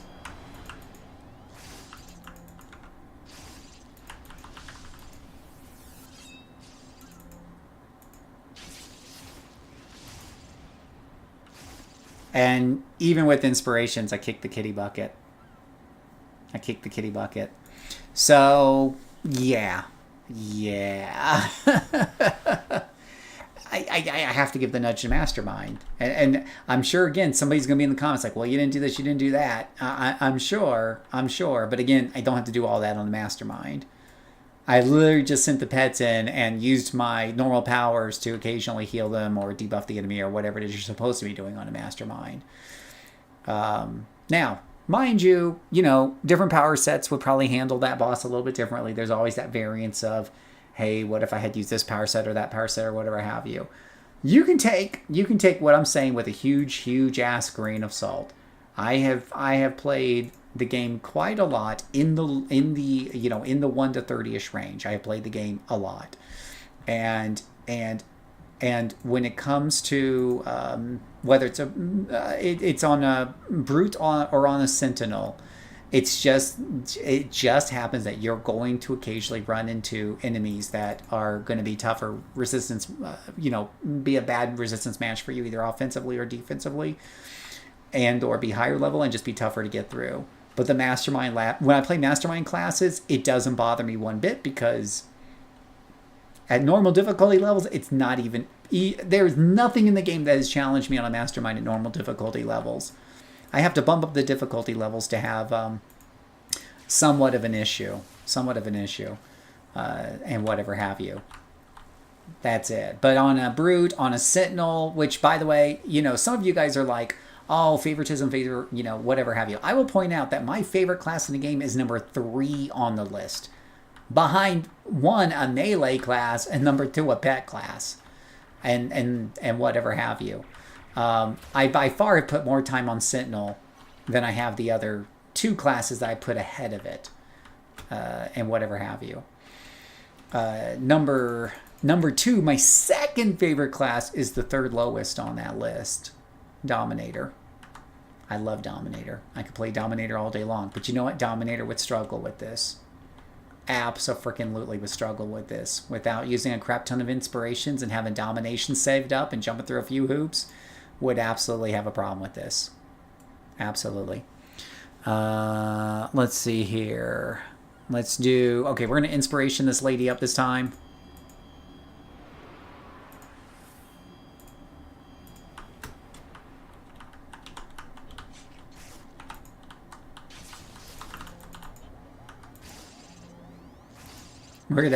We're gonna inspiration this up like a rock star. And we're gonna miss a lot because I didn't bring accuracies. What's my chance to hit her? Last hit chance, 87% is not bad. 83%, 83%. I mean, yeah, that chance to hit isn't too bad. I'm gonna have an endurance issue before anything else. Oh, it would help if I didn't have the travel powers turned on. Stupid, stupid Phil. What, did she just die at the end? Oh, because she has like a little contingency plan to teleport out. Okay. So yeah, with inspirations, no problem, right? And that's what I'm saying. Like, you should consider inspirations, of course, when judging, whatever and stuff like that. But my point is, and that's why it's an A+ tier. This character, Brutes, can handle default difficulty. And when they run into difficult situations like this, they can use inspirations to get it through. That's the requirement for A tier, right? To be S tier, you got to blow that out of the water. And that's exactly what masterminds do. That's what masterminds do. So that's the end of the stress test, guys. You can let me know what you think down in the comments below. Tell me if you agree or disagree. I'm sure I'm going to get a lot of comments of like, well, you should have played the brute this way or that way or whatever. I've played a lot. I've played my share of low-level brutes. I've played my share of low-level masterminds. And I experienced these same patterns over and over again. And that's why I knew I could just come online. I'm streaming this live, so the people on stream could see if I was like, no, I'm going to edit the tape or anything like, no. The group on stream just saw me play it straight up in front of them and everything else. And it was what it was. It's definitely tougher on the brute, though it's still pretty fun and pretty easy to play. Overall, when you stress it up to pluses and stuff like that, the cracks start to show in low-level brutes the way it doesn't really show nearly as much on a mastermind. So that's my TED Talk for today. Thank you guys so much for watching. And until next time, may God bless you. All right, that's the end of the YouTube video. Hey, Flipster, how you doing today? How's it going? I'm going to jump in here and say hi to Frieden real quick. How's it going, Frieden? I'm okay. You? Alrighty. I'm going to jump down to the stream and chat channel. I just want to say hi and say you're welcome to join me if you want, but I am streaming, so yeah. It's like, which is easier in WoW, Hunter or Warrior? I know, right? Exactly. That's what we're doing. You're exactly right. We're saying which is easier. And at the end of the day, when it comes to pure solo play, it is, in the leveling process, it is Mastermind hands down. Hands down. I think there's a lot of scenarios where the Mastermind doesn't kill as fast as the Brute, right? And for some people, that's going to be enough for them to say Brute is better in their books, and that's perfectly fine. Personally, let's see, do I prefer playing a Brute over a Mastermind even? I might even prefer it. And here's what I mean by that. If I go, let me put this character in Ouroboros for a minute. I can tell you which character I like more. I did a drive-by shooting on Frieden, so now he's following me now that I put bullet holes in his shirt. Oh, well, that's fine. We just got through doing a stress test, mastermind versus brute. Okay, I don't know if you haven't been watching, right? No, I did not see Good, the stress good, test. good. I. I'm going to What ask was you a your question. conclusion? I'm going to ask you a question. So we ran a brute and mastermind level 20, both of them level 20. Technically, they're like 23 to 25, but we exemplar them down to 20 for this flashback. So there's a little, in there, but they're really close. They're really close. And we ran them through Fault Line Part 1, which has 2 elite boss fights in it. And we put it at ×2 + 1. Okay. I died 2 or was it 3 times? I think it was twice on one of those characters. Was it the mastermind or the brute? The brute. Exactly. Right? People think I make this stuff up. I get all the comments of like, well, how could you even think about putting brute should be S tier? No. I love brute. I love brute. But honest, I like playing brute over scrapper, but honestly, I favor the tanker. Oh, tanker. That tanker, when I took the tanker, now we could try the stress test with the tanker, but when I did the tanker in that fight against her, I don't even think his health bar moved. Like it was not. Oh, that was not stress test though. That was just normal difficulty. This is at ×2 + 1. But yeah, that one was. But it was slow killing. But they died. They did die. It happens. They will die eventually. I will wear them down. Yeah, well, that's the thing. The tanker is definitely the equivalent of a war of attrition on HP. Right. Ah, shit. Go away. So I would point out on the mastermind. On the mastermind, I have a level 23, a level 27, and on the other server, I have a level 50. So then for brute, I have the level 41, 40-ish, 41, 42, whatever it is. And then I have a level 31, a level 24, a 17, and a 15. So I think it's probably fair to say I probably have played equal time on both at this point. Maybe a little bit more on brute.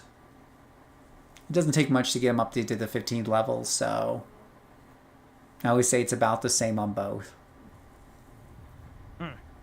So I guess I always say, people say they love this or this, but where do they spend their time? Where do they spend their money? That shows where your heart's really at.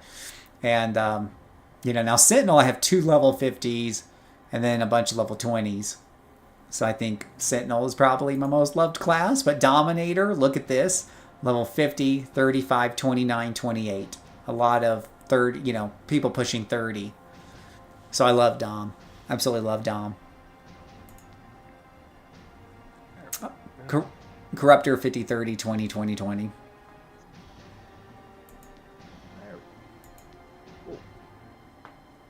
Whoa, minions, get in there. Jeebus. I don't want to take damage. Sorry. Let's see here.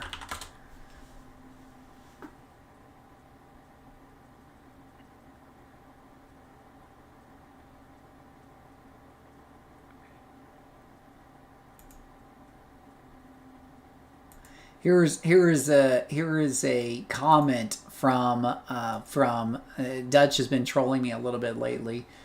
Phil, you had the opportunity to prove me wrong, but yet again, nothing but blues, whites, yellow, and an occasional large enemy for 40 minutes of this video.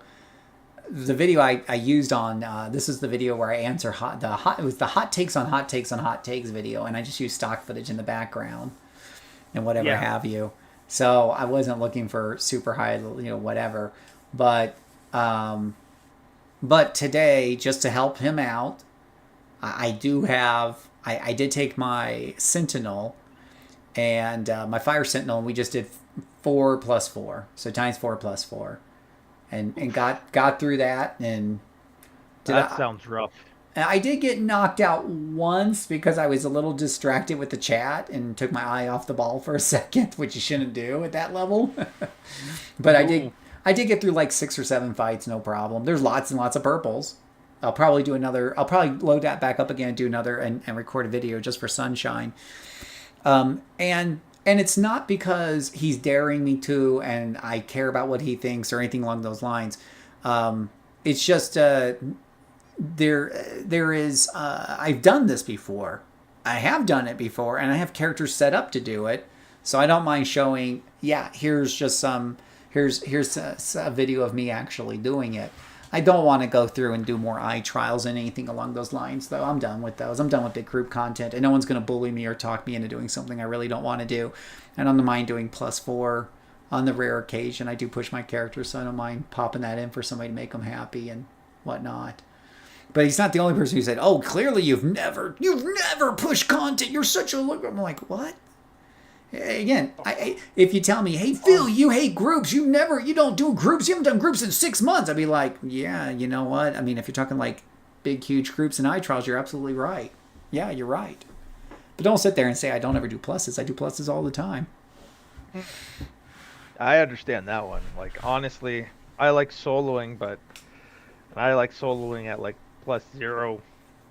Well, I mean at +0 or +1, sometimes +2, but I'm usually got the massive groups going, so at least the ×4, ×5 sort of thing. Yeah. And if you're playing with the group, especially if you've got incarnate stuff going on, you got at least a +1 level shift from that, then yeah, you might as well bump up the pluses and stuff. A group of 8 is just going to trivialize content unless you bump it up. It's just going to... And even then, it's still too easy. That's why they put in +7. And honestly, that's annoying as hell, because everything has so much resistance. You might as well just be throwing pennies into a void at that point, because you feel like you're doing jack shit. Yeah, Sorry, exactly. Oh, no, it's okay. I use language all the time. I had somebody call me out on it. But... No, that's exactly right, and believe it or not, I know it's hard for people to believe, but some of us just play the game to relax, not to push our builds to see exactly how far they can go every time we play. Oh, exactly. And not to mention, if I'm streaming, I like easier content because then I can divide my attention, not instantly die because I took my eye off the ball like I did there with Firebug. When you push it, and that brute right there, when I was doing it in that, I had to be a little bit more on the ball with that brute because. That brute could have probably gotten through all of that maybe without a death if I really kept on top of my inspirations and restocked them in between the missions and stuff. Mm-hmm.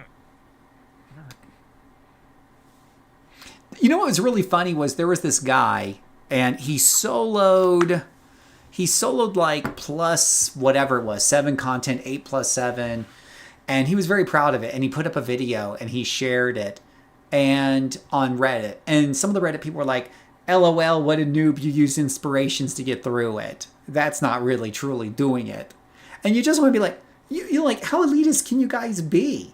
"Oh, you used inspirations. Next thing you know, you're going to tell me you eat french fries with your fingers when everybody of class knows you eat it with a fork." And it's just like, what I eat poutine with freaking fingers some days. Right, like what is it with you guys and your elitist attitudes? Where did you guys get this from? Take it and go fly a kite. That's my attitude. Just go and take it and fly a kite. So but you're always going to find those bad eggs in any group. Yeah. I like Cloud says I like challenging myself, so I'm playing the Scrapper since they are so underplayed. Cloud, I forget who it was who told me about the Ice Regen Scrapper. If you're on, raise your hand. But yeah, I think I normally do tankers to solo the toughest content at the highest difficulty. Yeah, tankers tend to be a lot better for that, but I'm with you. I feel like Scrappers are a little, they are off meta at the moment, and they have been for a while. And when you tell me something's off meta, I usually want to try it even more. That's why one of the reasons that I did Sentinel. I mean, honestly, I did Sentinel because I love the idea of a Sentinel. But when people told me when I first came on, "Oh, you're playing Sentinel, you're doing it wrong. Do you not know that the Sentinel has AoE caps that pale in comparison to the Corruptor and the Blaster? Why would you ever play like that?" And when you say that to me, it was definitely going to get me to want to play it even more because it's off meta. I'm Yeah. gonna show you now. Now I'm just gonna show you up is what it is. Yeah. So Cloud here. Here's another. So this guy continues to say, let's see here. You're letting your and I'm gonna come back to you, Cloud, in just a minute, but because you factor into this.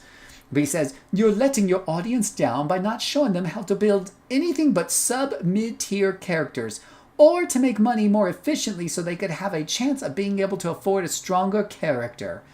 And it's like, okay, if you've watched, because he says he's watched most of my videos before, I have a couple of videos out there showing you how to make money very, very fast on the auction house, right? You can definitely do that. Most of my videos are made for a returning player, and a returning player, we don't thrust the auction house video right in their face. We show them how to earn their beginning money with merits to get them going. But then as you've been playing the game for a while, if you want to find a faster way to make money, of course there's farms, which I have videos of my farmer somewhere. There is flipping auction house, which I have a video on somewhere. They are there in my archives. I just don't constantly put them front and center because it's not what my audience is generally looking for, because they're mostly new and casual players. And I'll tell you, one of the reasons you don't see me do a lot of auction house flipping videos is because I don't do a lot of auction house flipping videos. And why don't I do a lot of... Don't I want the most expensive build I can have right now? Don't I just want to make a ton of money? The answer is no. I don't want to play Spreadsheet Simulator. I come here to beat the shit out of things. And I like making merits along the way because I'm getting rewarded to do the fun part of the game. And then eventually I'll, convert that into big money and eventually get something nice for my character. Yeah. Honestly, if they want to complain about how you do it versus how they do it, they should do their own YouTube video. I said that exactly to him. The response, one of my responses, or one of my lines to the response was, by the way, because he said I'm teaching you guys preschool, I said you are more than welcome to teach them advanced calculus. Make your own videos if you wish. There are several others who have created some very nice high-built videos out there, so feel free to add your voice to theirs rather than waste time trying to talk to an old man knucklehead like myself. You know how hard it is to teach those old dogs new tricks. Yeah. Yeah. So let's go on with his argument. He says, for example, you rejected my mastermind bodyguard guidance because you didn't want to be knocked back, etc. You were so stuck in resummon loops where you continuously forgot to re-upgrade your pets as a result. I'm like, you know what? That, again, like, I had that difficulty push really high on that character. I had bosses turned on and everything, and I'm running a YouTube stream. I'm distracted, right? I'm reading, I'm running things, and I don't even think my mastermind died in that, right? They were playing a little inefficiently because maybe I should have upgraded, and normally I would upgrade. If I was zoned in, I would have done the right things. That's okay. I'm not getting a letter grade for this. It's not putting money in my paycheck. Who the beep cares? Right? Yvonne, exactly. Yeah. So, and play it your way, he plays it his way. Just let bygones be bygones, right? Right. And so yeah. And then when you sit there and you say, I rejected his bodyguard advice. Yeah. I hate to tell you guys this. I get advice from people all the time, and some of it I listen to and I put it into play right away. Some of it I listen to and I'm kind of resistant at first, but then I put it into play later on. And some of it I just outright reject. And that's people. We all do it all the time. We get advice from our friends. We listen to some of it. We reject some of it. You do you. I do me. That's part of the fun of the game. I explained exactly why I'm not a fan of Bodyguard. I did take the time to find out what it was about when it was first brought up to my attention. I didn't immediately reject it. I did research. I looked into it. I tried it on my own in solo a couple of times. I didn't like it. It's not my play style. You guys see how I did it in the stress test here. I send the pets in first. Bodyguard mode doesn't serve me very well. I don't want to constantly be putting them into bodyguard attack. I just attack, heal. Attack, heal. That's what I'm used to. You do you. But I wasn't getting a lot of value out of bodyguard. This is coming from one of the most experienced mastermind players in the game. You had no idea what unique enhancements masterminds have access to either, which is huge. When you're giving well-meaning feedback, you reject it and spit in the face of those who are trying to help with your passive aggression. Okay, no, I'm giving you active aggression. It's fine. No, so I don't hide the ball. So here's the thing, dude, or anybody, and whatever have you. Hey, Brefo, yeah. Bodyguard is where you basically put your pets into a guard mode, and they'll attack whoever's attacking you, but you're not telling them to attack, you're telling them to be defensive, and as a result, if you get hit, your damage is split between all your pets, making your mastermind very tanky as a result. So anyways, about his comment, I don't doubt he's a much more experienced player than me. The vast majority of people who hate my videos have 8 times more experience than I do. Good for you, pumpkin. It doesn't mean that's the way I want to play the game. I don't know why that's so hard for people to understand. I don't get it. Yeah. I don't understand. Honestly, you just kind of let people play. How do you expect to retain players on your favorite games if you're going to berate new people for doing it differently than you do? Right. Going with your argument here, by comparison, even though I've been playing the game for 6, 7, 8 months solid now, I'm still a new player in comparison to somebody like you who has probably, a dozen level 50 masterminds, well, along with other classes. That's fair. You shouldn't berate a new player for playing the game they want, right? Oh hell, I'm just here if anyone if people want to ask about something, really. let you do your own thing. Yeah. Hey, man of action, how are you doing today? So what else does he say? He says when he says I spit into people's face when they're trying to help. What the hell? Okay. Just because I reject your advice doesn't mean I'm spitting in your face, right? Just because I have a different perspective doesn't mean I'm spitting in your face. I didn't tell you to go F off, fly off a cliff, get out of here, you son of a gun, right? I didn't call you names. I didn't yell at you. I didn't say go fly a kite. That would be spitting in your face. I treated you with politeness and kindness, which is more than what you're doing for me by accusing me of spitting in people's face just because I don't agree with them. That's unhealthy for your followers. This isn't for you. This is for your audience. Whatever that means, this isn't for you. This is for your audience. Maybe he's trying to coach me what my videos are for. Enjoy the game how you want, but you're basically teaching them COH preschool, and it wouldn't hurt to let your ego step aside and get some real criticism here and there instead of just threatening to ban voices that don't align with your opinion. So this is where you come in, Cloud. So I've explained to this guy before, people are, and I said it again, this reply to him, people are allowed to disagree with me. And people like Cloud has a completely different way of playing the game. And we don't agree on everything. But we have civil conversations. He's respectful. I'm respectful. And one of my characters is based off of his ideas that he's given me, right? So I listen to him, and I'm putting that into action.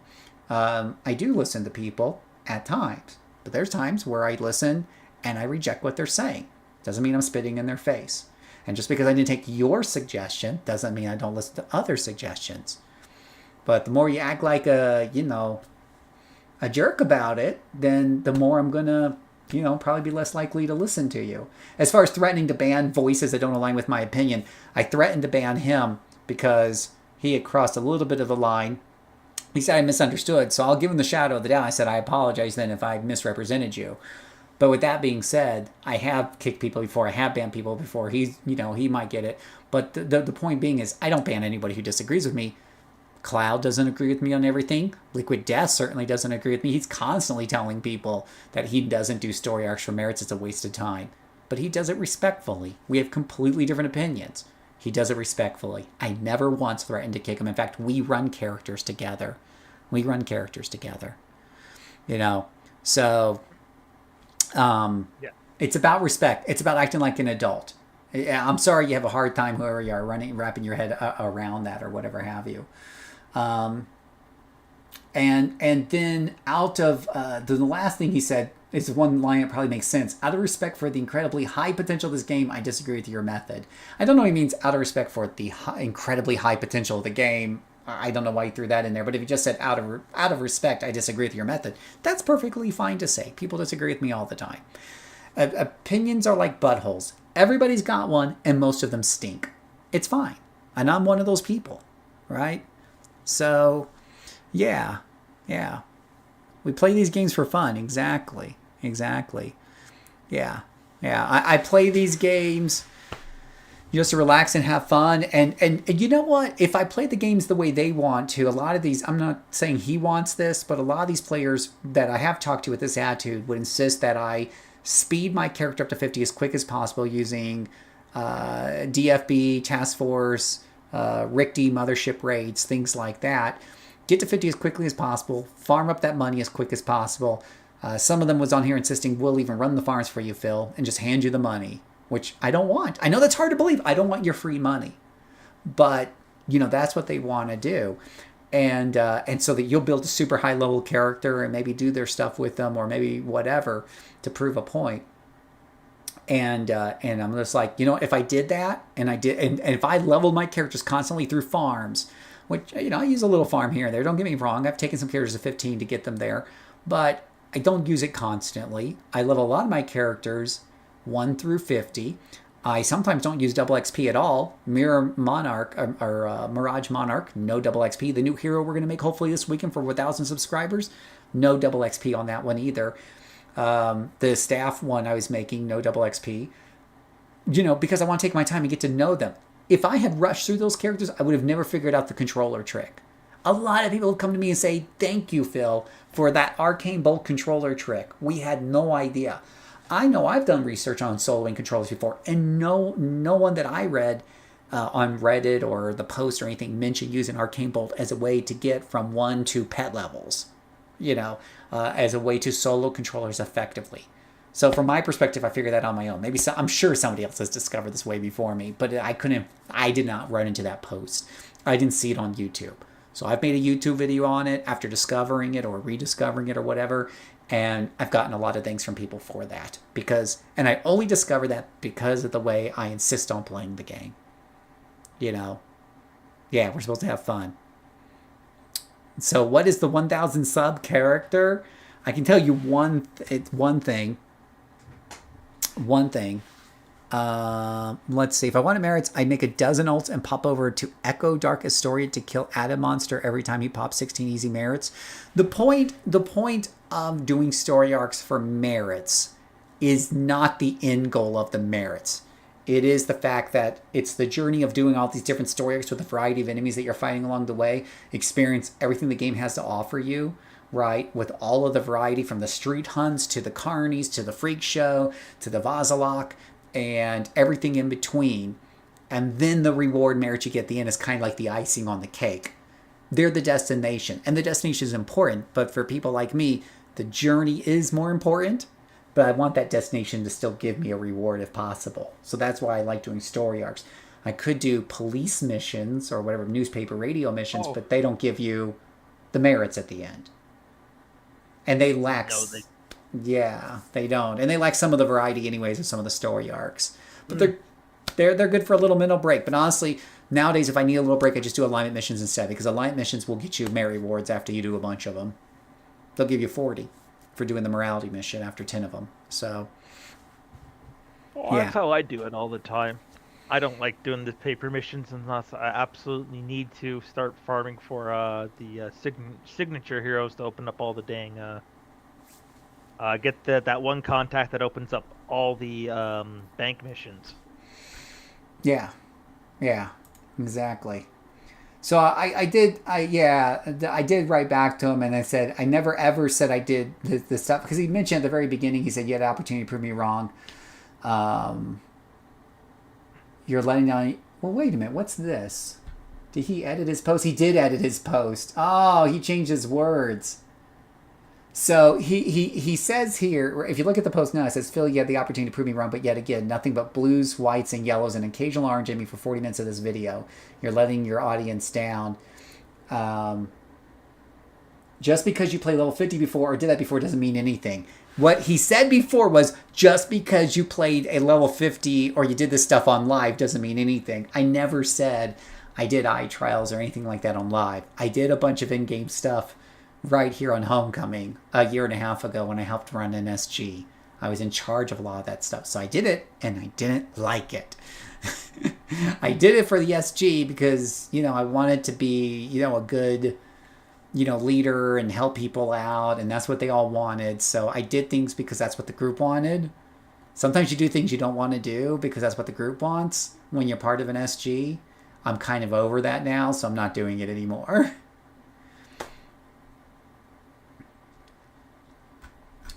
So I like how he edited that out. He did edit that. How to unlock the portal missions.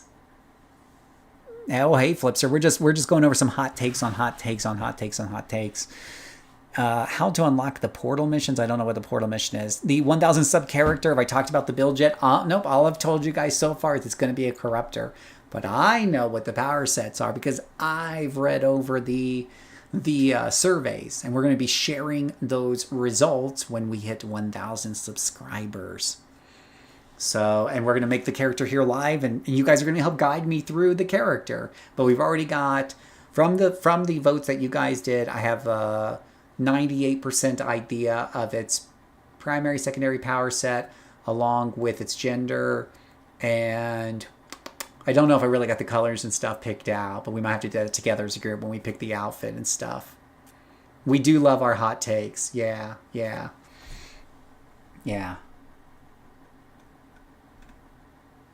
So, it was very nice of him to, I hope he's watching this video or goes back and watches, because it's very nice of him to go back and edit his post, I suppose, and eat his own words. I don't do higher difficulty stuff a lot. That is true. But here's the funny thing. I don't normally put my story arcs on +2 or 3 or even +1, because what happens is some of the story arcs already have +2 or 3 built into them. So on the cargo ship one, you do at level 10 as a villain, for example, that story arc, I can show it to you guys. It exemplars you down to 10, but the enemies are 12 and 13 inside. If you would put that at +2, they would be 15, which would be impossible for a level 10 character who has nothing going for them, especially a Dominator like I'm playing. So the thing is, a lot of story arcs have +1, +2, occasionally even +3 already built into the cake. So I do +1 to +3 without even trying sometimes. You guys can see it on the stream if the enemies are higher level than me or not. Yeah. Otherwise, if you go over this hot takes, psh, yeah. Kinetic melee is awesome. That's true. Yeah. I appreciate that, Jamp. So, anyways, we'll see if he responds or whatever have you. But yeah, did I read my response to that? But I basically said, I never ever said I did stuff on live, LOL. Now, who's misquoting who? And I'm not letting my audience, I should say the word down, because my audience is more casual players. Perhaps you've missed this video. I have a video about, what my audience I serve is. I said, you can disagree all you want, that you're right. I'm also allowed to disagree with your opinion on matters such as the bodyguard mode, even if you have a ton more experience. That's my right. And you can express your differences of opinion in my comments section without getting banned or whatnot, as long as you're respectful. I have plenty of advice from respectful viewers who disagree with my takes. Several of my newest characters are suggestions from others who play the game differently, such as the Ice Region Scrapper I'm playing, that another viewer built to successfully tackle 8+4 content. I asked him numerous questions, found it appealing, and created one which I have featured on numerous streams. As soon as I could, I bumped the difficulty of that character to ×2, I believe it was around level 14. By the way, if I'm teaching them preschool, you are more than welcome to teach everybody advanced calculus. Make your own videos if you wish. There are several others who have created some very nice high-build videos out there, so feel free to add your voice to theirs rather than waste time trying to talk to an old man knucklehead like myself. You know how hard it is to teach those old dogs new tricks. So that's what I said back to him. Did I test the theory about the level 13? Yes, I did radioactive, and it does work. So you guys want to see, guys want to see the theory real quick? You play it your way you feel, what makes it fun and interesting to you. Absolutely nothing wrong. Yeah, I'm just want to make a new 1 to 50, but I'm holding out for the updates. I'm jealous, but you want to make a 1 through 50, but you're holding out for the updates?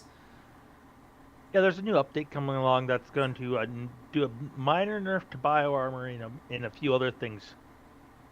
Yeah, but what exactly are you waiting for there, radio? Because all of those changes will work on made characters anyway as you're going along. I don't think any of them are earth shattering huge. I mean, I don't. the I biggest don't think so. the biggest one I see really is Sentinels are getting a bit of a DPS buff when you give them crits. 40% extra damage 40% of the time is a 16% increase to their DPS when their bar is full. But they're giving you more incentive to use the bar more often because vulnerability will apply to groups of enemies. So, needless to say, though, it's at least a 10%. It doesn't work on their tier 9 100%, but it still does work somewhat on the nuke and the latest build that they did. Oh. Yeah. Damn. Yeah. So what Damn, I'll have to take out a couple of my Sentinels to play then later. Yeah. When that comes live. Yeah, I played it on the test server and it's pretty fun. I am looking forward to I almost said it. I'm biting my tongue. I almost let a cat out of a bag there. Bad Phil. Sentinels are looking like they're going to be even more fun and interactive. Yeah, Sentinels have always been a blast for me, and I'll say it one more time. I want to thank the millions and millions of viewers of mine that have complained about Sentinels, telling me, Phil, why are you playing Sentinels when Corruptors and Blasters are so much better? Sentinels suck because they have lower AoE caps. Sentinels suck because they don't have the damage boost that Corruptors and Blasters get. Sentinels suck because they're Sentinels. Why would you play a Sentinel? And because you guys kept going to the forums and telling the devs over and over again, Sentinels suck, my favorite class of all is getting a nice buff. Thank you. They're also raising the what are they called? Coefficients or whatever it is on Sentinels armor from 70 to 75%, which puts them in line with Scrappers. Brutes are going from 75 to 85%, which brings them closer to Tankers in effectiveness of their armor powers. So that will be a significant bump. I don't want to paint the picture that's insignificant, but I don't think you're going to log in and go, man, my brute feels completely different now. So does that mean that they're increasing the base stats of a brute's armor ratings? Yeah. So that's my understanding. Yeah. So right now, if you make an invulnerability tanker at level 1, he has something like, oh my gosh, my brain's drying up here. I want to say with enhancement, let's say level 10 with enhancements, I was getting close to 50% resistance on my tanker, but my brute would only be 40%. This will bring him up to 46% resistance or something. It'll bring him much closer to the tanker. Yeah, that's good. As long as it's not overriding the tanker. At which point give the tanker no point to play. No, but the whole thing is tankers have been really big. I mean, when I do a video and I don't put tankers at the top of the tier list, man, the tanker players come out in force with their claws. And that's because it's been meta for so long, everybody wants to defend it, right? Everybody wants to defend their golden calf. So well, I'm playing my 50 tanker right now. The only benefit I can see playing my tanker over the brute is I have a higher target cap for when I'm using any of my AoE stuff. I am the master of AoE damage, but yeah, I will say there is when it comes to solo play through the leveling process, anyways, there's probably a lot less. There's probably a lot less reason for me to want to play a tanker over a brute if the brute's armor is going to be that close to the tankers. So. I guess at that point it's a matter of which do you want first, or do you want your defenses or do you want your attack? Yeah, but the defense difference between the two will be kind of marginal, but the offense difference is still significant. Yeah, but like I said, it's just a matter of which powers you want opened up first, right? Yeah. Oh yeah. Which one do you want to open up first? That's fair. Yeah, that's and it's one of the reasons why I like. For Sentinel, I think, do they do less damage than Blasters in solo? Sure. Is it significant? That's debatable, I think. Is it... Yeah, I guess it's statistically significant, but is it significant enough to me? Is it material enough to me? Not enough to give up the armor that a Sentinel has. The Sentinel armor is really good. So, you guys just saw me do a +4 on that Bio Sentinel. Then tankers have a taunt or on their secondary attacks. True. True. Hey, thanks for that, 11th Doctor. Yeah, I do. I don't like the solo sense of most people methods at level making money. Say, Jesus, don't touch your... Yeah. Appreciate that. Are Sentinels really effective against mutants? Maybe. I can't really speak to that one. But yeah, you can play this game. You're right. Nowadays, they buffed all the classes so much that it's really no problem to solo anything. That's why my tier list only has one class in C tier. And C tier is still soloable. It's just not the most pleasant experience. And then everything else is B, which is really good depending on the power sets you play, and bad if you pick the wrong power sets. And then the A tiers are like, you can't even pick a wrong thing on the A tier. You pick anything and you're going to be able to slam solo content at default difficulties because the game is so forgiving nowadays. Speaking of, let's see here, is Cloud still here?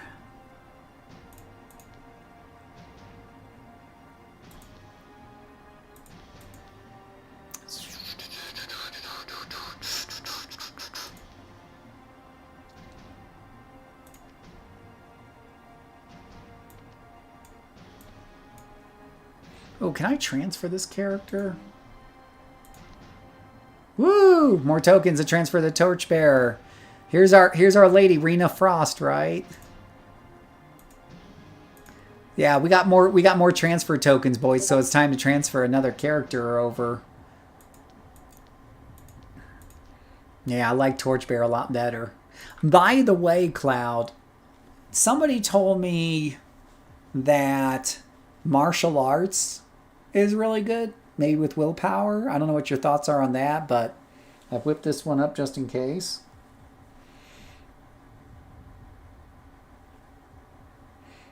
But there's Arena Frost. Let's take her out. Let's do, since you're here, let's show you how your lady's been doing.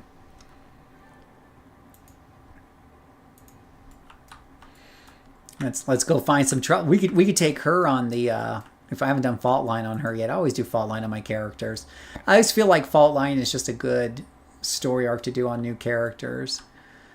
Wonder if I should. Yeah. Okay. Oh, I have not done Fault Line Chapter 1 on her. It has high DPS but suffers from lack of AoE, only has one. Man, what is it with them giving scrappers power sets only one AoE? Why? Why would you do that? Don't be that guy. So she is set to ×2. I won't put it to +1. I was just doing that to stress test the brute. But I have been running this character at ×2. For those people who insist that I only play at normal difficulty. I actually do generally put a lot of my characters to ×2 unless they're really bad or really weak. Some of my characters are less optimized than ours. Let's put it that way. Oh, let's change our picture here to Rena's. So this I want to take a minute since we have everybody watching before people start leaving for bed or something. I want to introduce, for those of you who haven't seen before, Rena Frost. And this was Cloudstone's idea because I was expressing to him, I think we were on a call, maybe it was a text, I was expressing to him that I wanted to find a way to make regeneration work, right? It's always been kind of that different power, defensive power set that you don't get to hear, as much about or whatever. And I knew it had to be something that could give enough time, like a power set that gives enough time for the regeneration to do its job. So it was him who told me that about this set here. And you're going to see that the ice patch on the ground does a lot of heavy lifting in terms of giving the regeneration time to work. It probably would help if I actually used that integration right there so I don't get knocked back as much.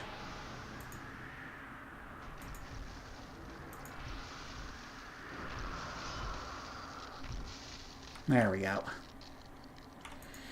Well, that's pretty nifty, actually. Yeah, so Cloud, he's he specializes in trying to figure out builds that can do 8+4 content solo, and he's been trying to find a good scrapper build because, as we all know, scrappers are anything but meta, and so that's kind of like my kind of person is take like something that isn't meta and try to get the most out of it that you can, and so he told me that he was able to accomplish that feat with this particular power set combination here. So I said that sounds like something I'd like to try. So that's what I've whipped up here.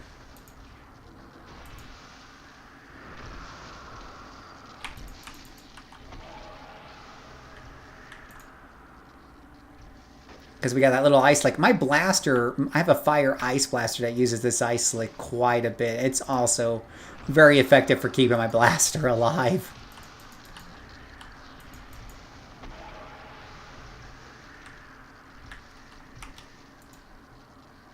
Yeah, I think any powers with knockdown work really well with regeneration. Yeah, yeah.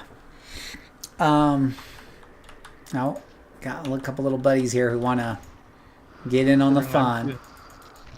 Doing that whole regeneration knockdown thing on a right now on a electric melee regeneration tank. So Yeah. Yeah, so we got a little bit of a tough group up here, but nothing our ice slick probably can't handle. Go ahead and put that down first and let them enjoy the fun of being all slicked up.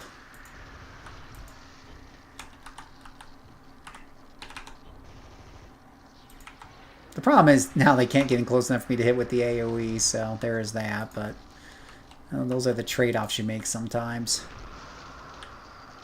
well, if you get sick of the if you start to get annoyed with that with ice, my suggestion for a sidebar to the ice is the battle axe. Well, I did this because the main goal of this was to give regeneration enough time to work. Because they're constantly falling on their butt, which is something that the ice does really well. What's that? Yeah, that's why I suggested the battle axe if you get annoyed with that. Because the battle axe does the juggling of everything up and down. So everything in battle axe is knocked down. Yeah. Regen is one of Aberfo's favorite sets. My suggestion, you want to do a scrapper. Regen is one of those powers that is different from the others in that it isn't a pure resist nor pure defense. So you build it different than a majority of the other armors. Yeah. I had War Mace Regen. That works too. I have War Mace Shield. I've heard Shield's really good. I'm scratching my head a little bit because it has both resist and defense. So the thing is, if you split, now I'm not saying it's split exactly, but if let's say you had a choice of taking either 95 or 95% resistance, or 45 defense, or a combination in between of the two. The reality of the math is, if you have a combination of the two that's split in between exactly down the middle, you're going to do a lot. You're going to be able to take a lot less punishment, right? Because of the way math works. You want to specialize normally. If the opportunity cost is, you're only getting half of each. But I don't know exactly how shield works in the long run.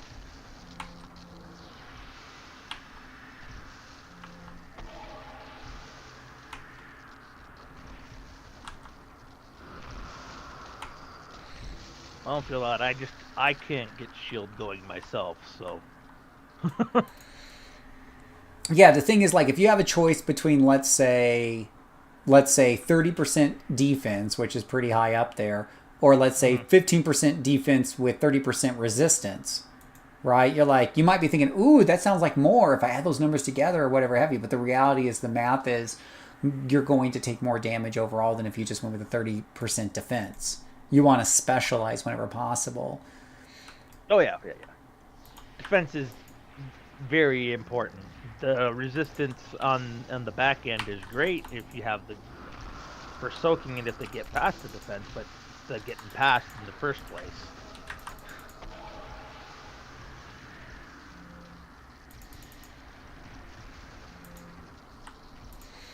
And this doesn't irritate me. I think it's kind of funny how they keep going up and down like popcorn. I think it's hilarious. Well, well, then it sounds like you're having a fun time with that then. Oh yeah, yeah. That's the whole point, is that they can't hit you, and your regeneration can do its thing. You can see there. Look at that. That was a fight with. That was a pretty big group right there, and I walk out of that with full hit points. Don't need to take a knee or anything. Right. That's kind of the beauty of this, when it fires off properly, and it works. It works really really well.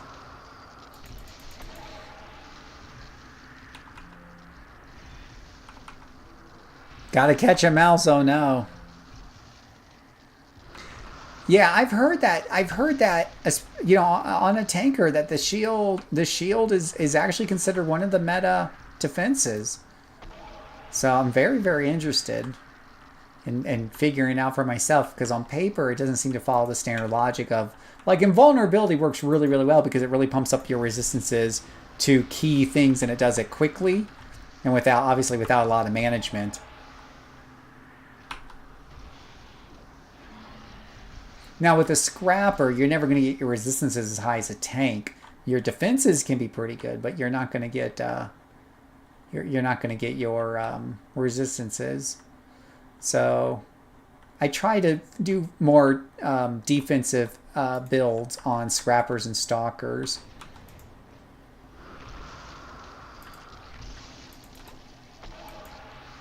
Not always. So I do have a couple of resistance-based characters, I'm sure, in there.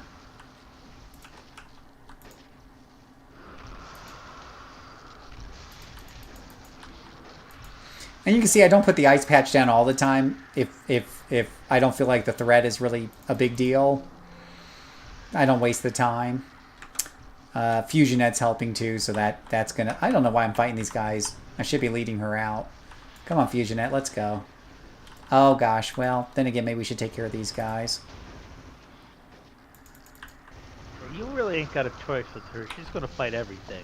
I know, right? She's worse than a mastermind pet.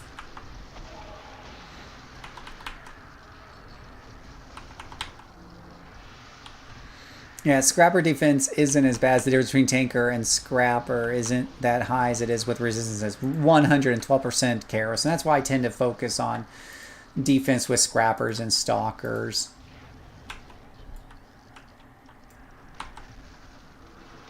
With Sentinels, I probably should do the same thing, but I kind of go either way with Sentinels.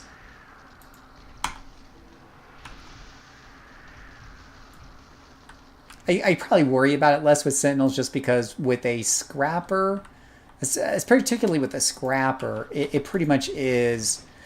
Their defenses are just so important because you're constantly fighting in melee. With Stalkers, I'm at least coming out of stealth, and I'm usually killing the first thing when I come out of stealth anyways. So a little bit less important to me on the Stalker. With the Scrapper, I'm not guaranteed to kill the first thing right away. They do pretty good damage, don't get me wrong, but the crits are so unpredictable.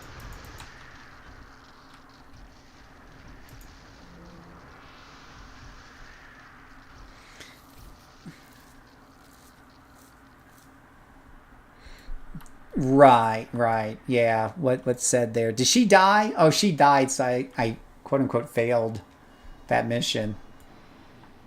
Mission failed. Yeah, whatever. She shouldn't get her candy ass kicked if she doesn't want to die.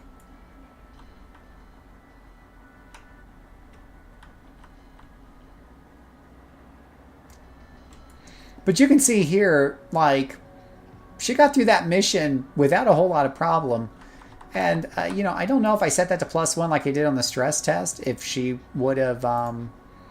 She might do a little bit better than the Brute on the stress test. Just that ice does a lot of heavy lifting for her, no doubt.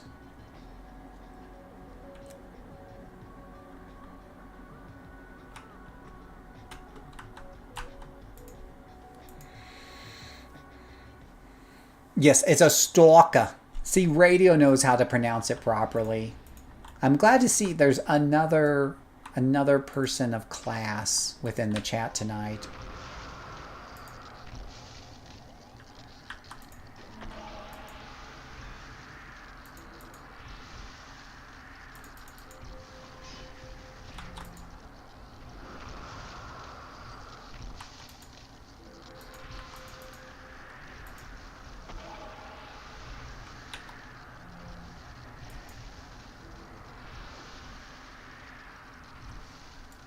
Real men of culture. Exactly.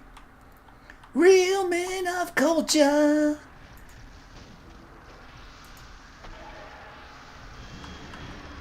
Oh, now you guys are in trouble because now I'm filled with inspirations. That's going to end poorly for these poor bastards.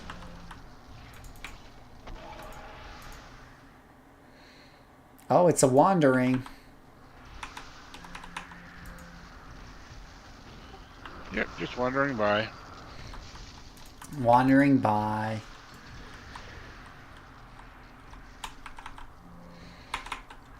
We drink our coffee black without holding our pinkies out and say stalker. Exactly. Radio understands me only too well. You ever thought about what build you play if you want to be a Jesus student? Oh my gosh, no, I've never given that any thought. Let's see here.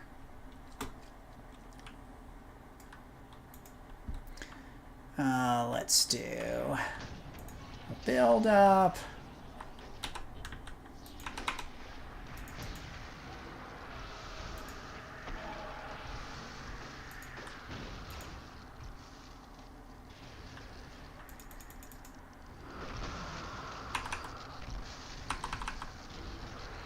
Black coffee for the win indeed. There's a newcomer on the chat. Hello. Oh, Hello. There's a scrapper critical hit in there somewhere. I want to get those ATO sets now that you guys told me about the ATO sets.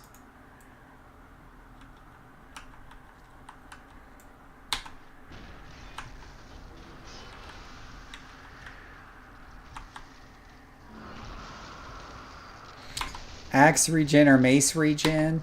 I don't know, man, because I have war mace and I like mace and it does knock people around a bit, but it doesn't knock them down with the frequency and consistency that Ice Patch does. Right? You get a good smack in here. In fact, I'll play my war mace. That is my main scrapper. It's my war mace shield one, and I can play it after this. But yeah, it doesn't do it as well as the Ice Slick does. The Ice Slick practically guarantees regeneration time to work. You know, with the caveat that they're actually on the Ice Slick and they're not just hitting you from a distance and kiting you, which I've had happen before. You know, there is caveats.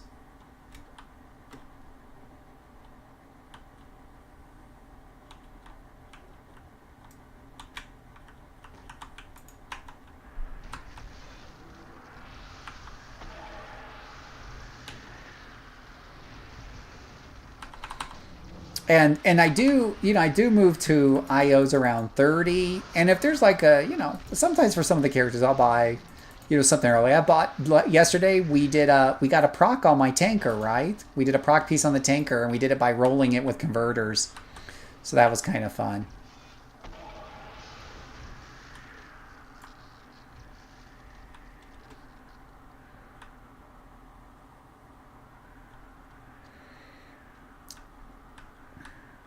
When you 100 reset, recharge procs, all the powers recharge faster. You can attack often and let you keep the pressure up.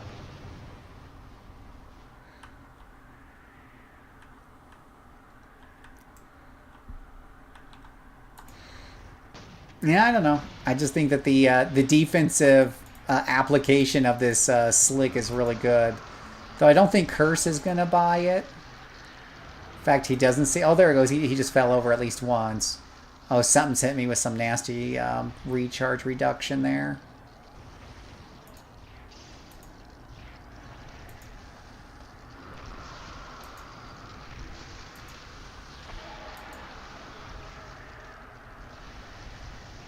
Oh, Envenom Dagger. Yay, Envenom Dagger's your friend.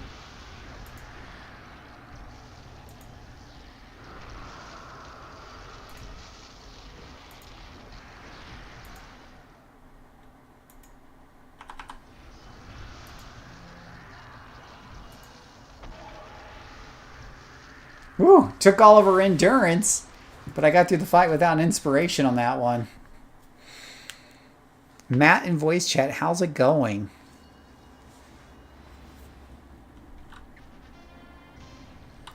I don't know. Is there a Matt in voice chat? He might have AFK'd. No, that's me. That's me. I'm doing good.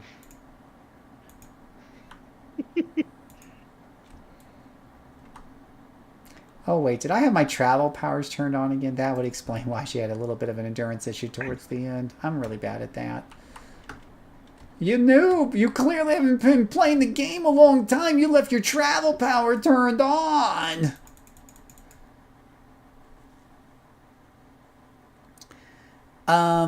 If you go with Kasuma, you're 50%. You definitely are 50% stalker, but not 50% stalker. You get phase shift, you can phase out things, still drop your ice patch when they can't touch you, which is fun. How are you doing? Yeah.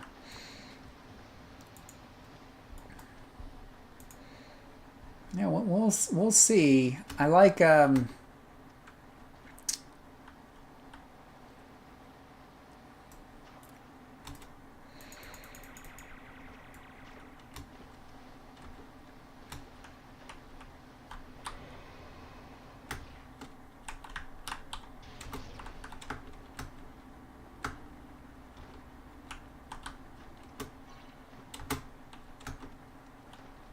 oops, missed the turn at Albuquerque there. I like jump as a travel power for dungeons. Because those little short hops can do better, I think, than flying.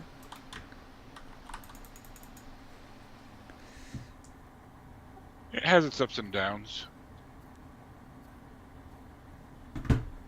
Let's see here. So let's go and take out the queen herself here. The boss. She's only red since we did not put this on +1.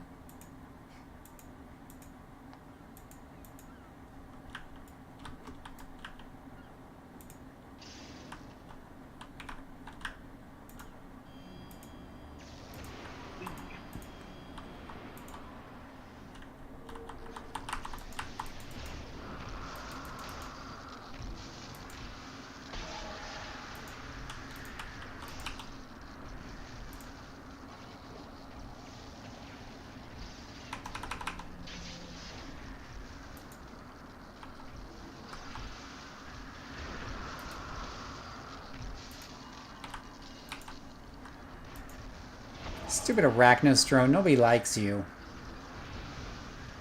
Now, where are those scrapper crit? Oh, there it is. I was gonna say, where's my scrapper crits when I need them? Oh, come on. Now, what is she doing? Kiting me? Come on. Stop peeing the... I'm not gonna go running into other enemies just for you, princess. Yeah, come here, my ice lake. Does she even fall?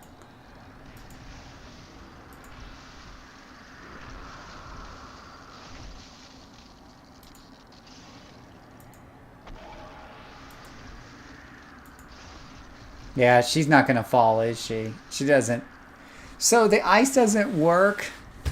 So the ice doesn't work with bosses and stuff. They're just going to ignore it. Wouldn't that make boss fights really challenging there, Cloud?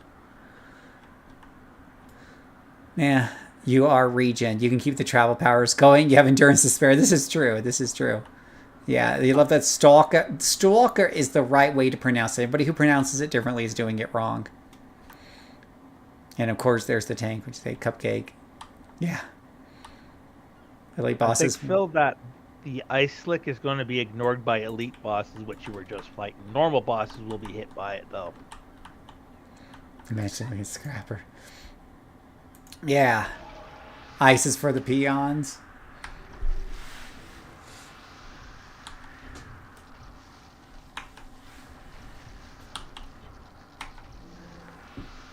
I just want to blow up the submarine while I'm standing on it. Nothing can go wrong.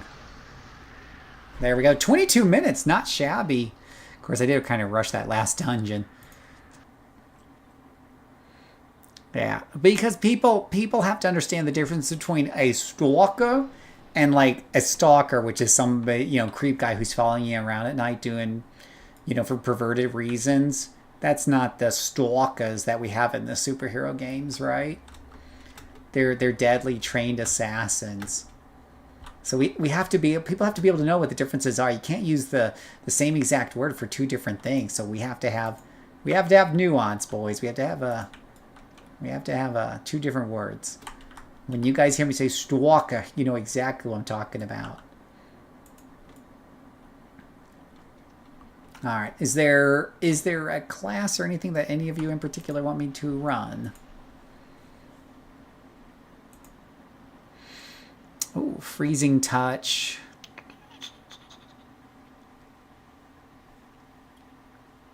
So this is like a sleep power, frozen compromise, challenge the foe to attack you. Quick recovery, let you get endurance faster than normal, which is hardly an issue. Freezing touch. Ooh, that is some massive damage.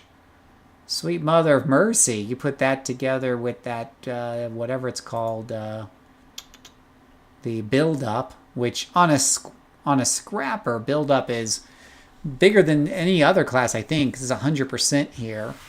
And Scrapper's got the highest base damage, so it really, really shines. So you do a build-up with a freezing touch, and I think you're going to have some fun.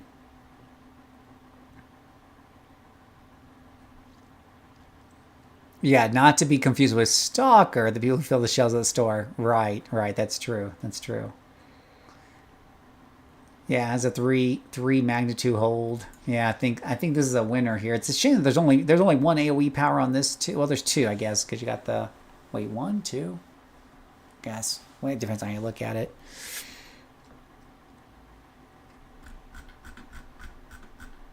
Yeah, but it does massive damage. So okay.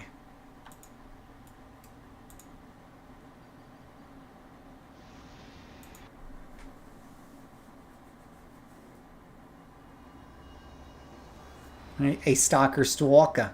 That would be a cool character concept. You make him look like a stalker at a grocery store, and he's stalker he's stalker the stalker.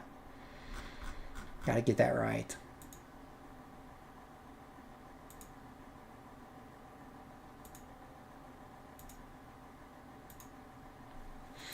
Be right back. Let me go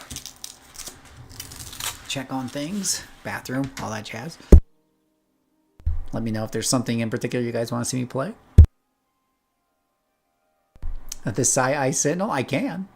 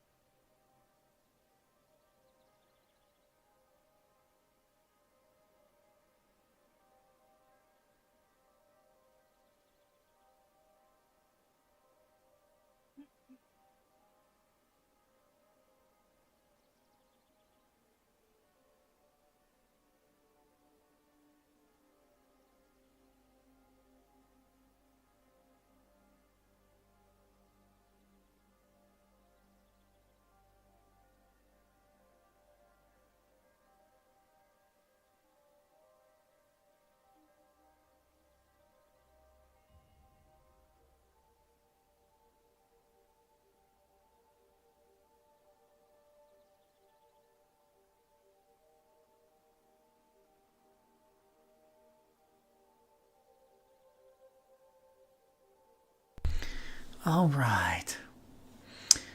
Millions of idea problem is only 1 or 2 year any good. Yeah. All right. Caught with what you guys were saying there. Let's see if our friend or anybody has responded since we've been chatting it up over here.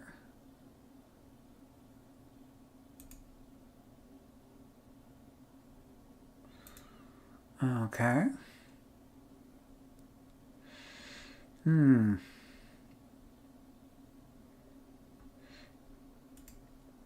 All right, so we can do here's the thing about the Sentinel, the Ice Psychic Sentinel, right? The thing is that I said this during the tier list, is that the anything in the A tier, I wouldn't say there's not an exception to this, but you can basically pull any power sets together and they'll be able to solo the default content just fine. Unlike, let's say, Controller. For the most part, you can basically put anything together and it'll work just fine. Unlike Corruptor. With Corruptor, if you pick the wrong power sets, you're going to find it very, very difficult to solo. Like if you put Archery and Empathy together, good luck with that. Let me know how that works out for you. And whatnot. But even the most whatchamacallit, the worst jiving power set can do pretty good on a Sentinel. Just ask Leah Freya.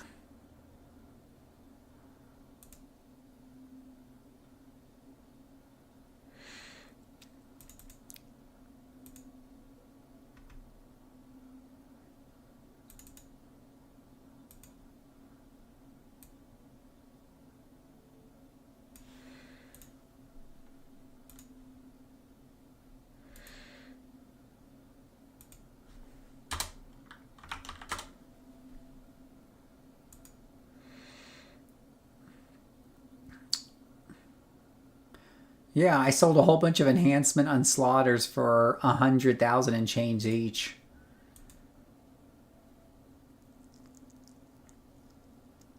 So not too shabby. These other ones are still on hold. That gives her money that she needs. Money. Money, money, money.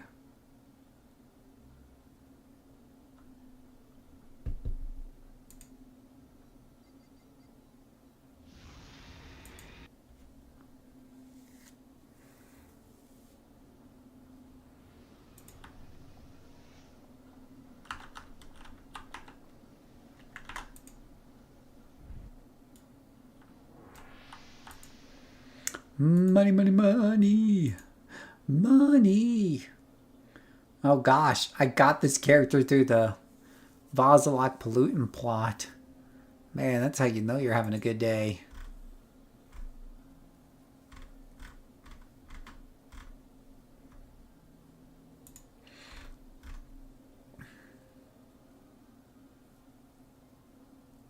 The new recruits.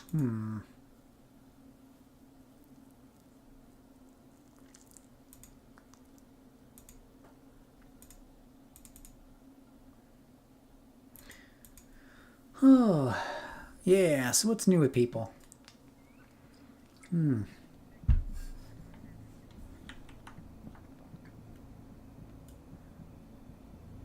Defeat 15 clockwork. Ugh.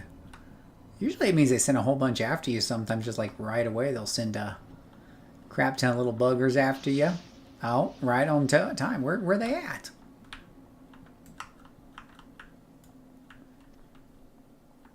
What?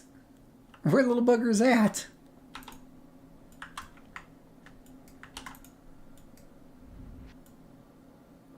Little buggers? Anywhere? Anywhere? No, maybe not. Fine, be that way.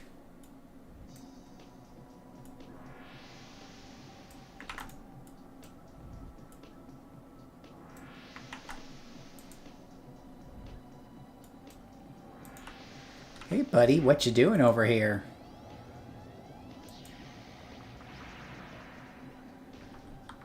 See, look at that. The Sentinel is just kicking butt and taking names. Yeah.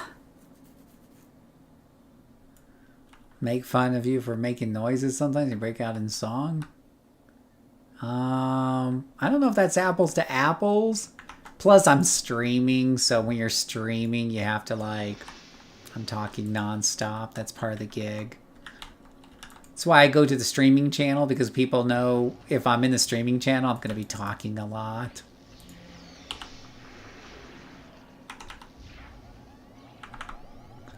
And look at this Sentinel just tear up these poor guys.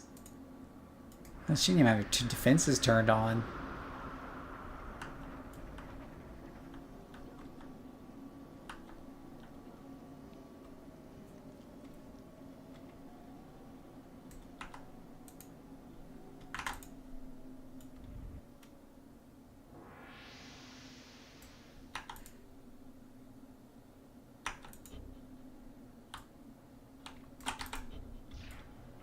Oh, that didn't work out too well. Ah. Stuck up here. Now, how far up did I go? Whoa, teleport's kind of a little wacky sometimes.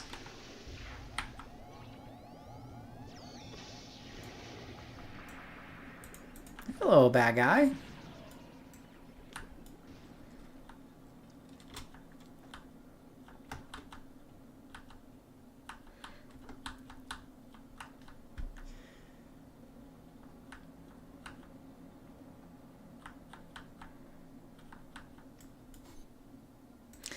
Yeah, no, I definitely got some friends in my group, my friend circles, that don't come in to chat when I'm streaming because they find it irritating, which I completely can understand and relate to.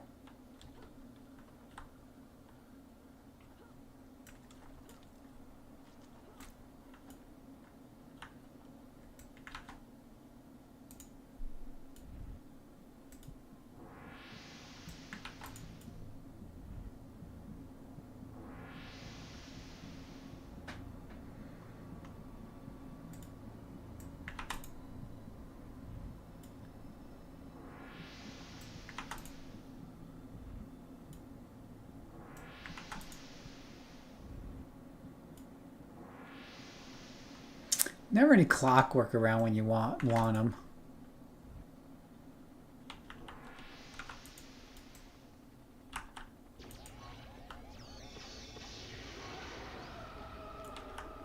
That's the power of the psychic sentinel. Let's see here. Yeah, 50% on psychic focus, not 100% like the scrapper, sadly. Everybody wishes they could be scrapper, but they're not. Yeah, it's kind of those weird... It's in a weird spot because on paper, the Sentinel, you know, has better damage than the Brute or anybody else, but it's not the meta. Everyone's playing Tankers and Brutes. And no one's playing a Stalker except for us. Stalker? What's that? No one's playing a Stalker.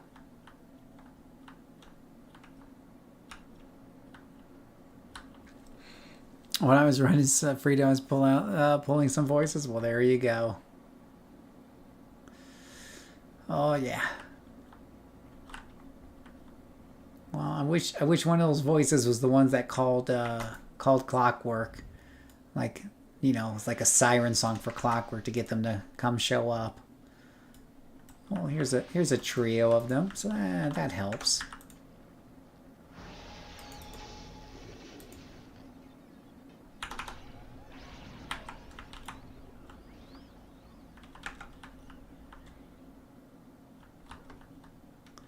I swore there was another clock. Oh, there he is.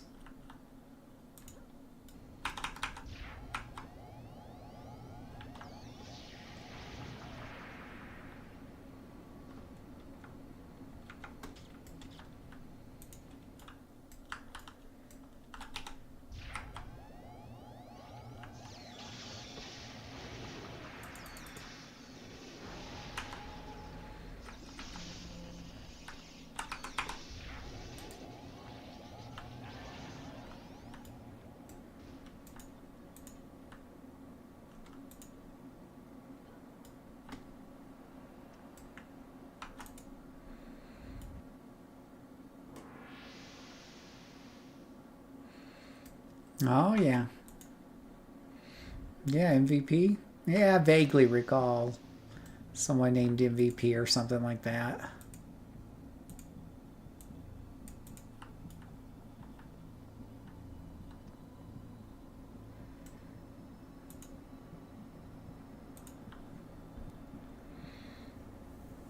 Cloud, you're going to be excited. We're doing a mission here with our Sentinel.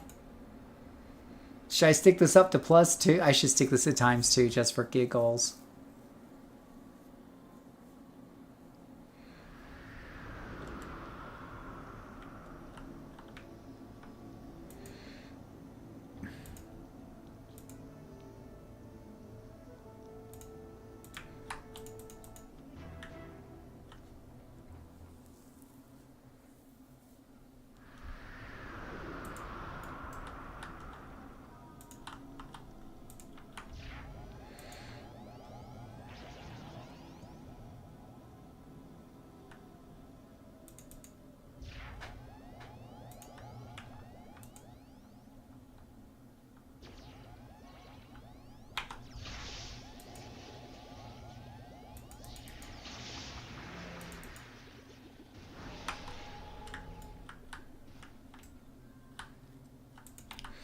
Ooh, it's a defeat all. Lovely.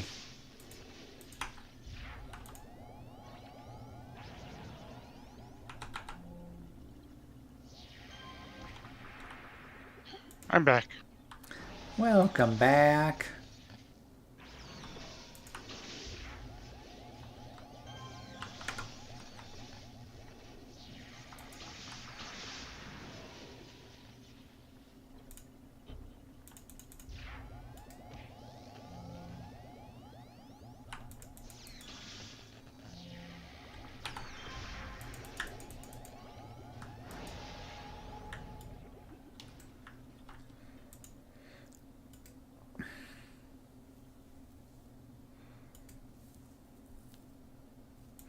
Not doing too bad so far. It's a long recharge time on Hoarfrost.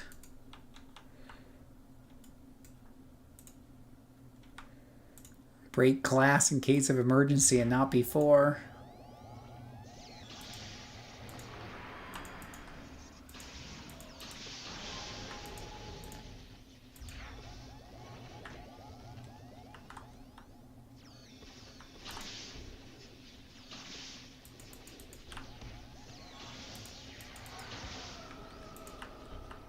The problem is I think these guys are all doing like electric-y damage.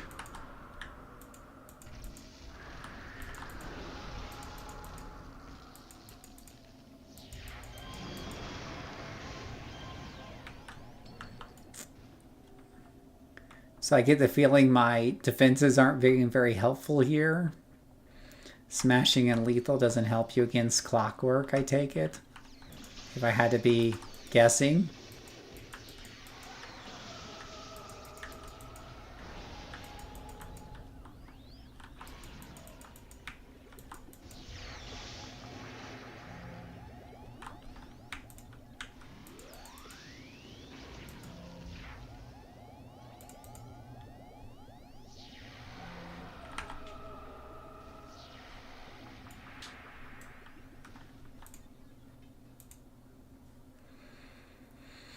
Let's see. Combat. You have no energy defense. Resist really. Need glacial shield. Yeah. Yep.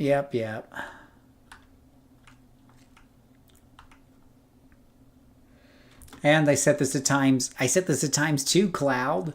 So we're having double the Sentinel action. You said it couldn't be done. There were Debbie Doubters in the crowd.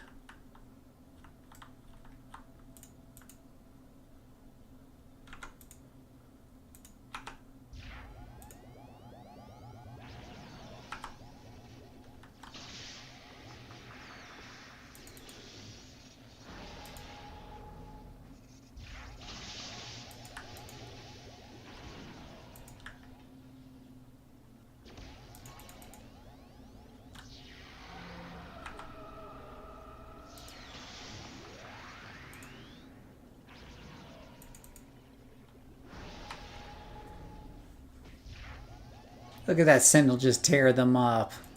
Cloud, look at that. She's going through them like a hot knife through butter, even though she has no defense against them. She's brave, she's bold, she's beautiful, she's stunning. Nothing can stop Super Sentinel.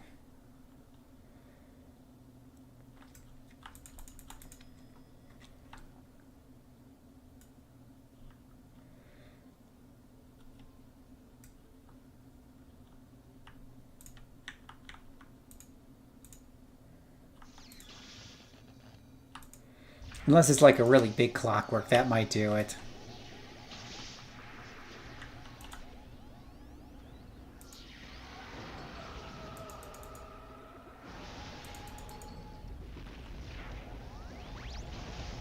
Oh, no, she killed all them.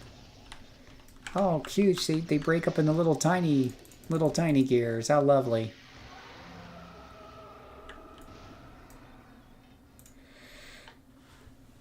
You have no... And she's out of breath? Well, so... I mean, I don't consider that a big deal if they're low on endurance.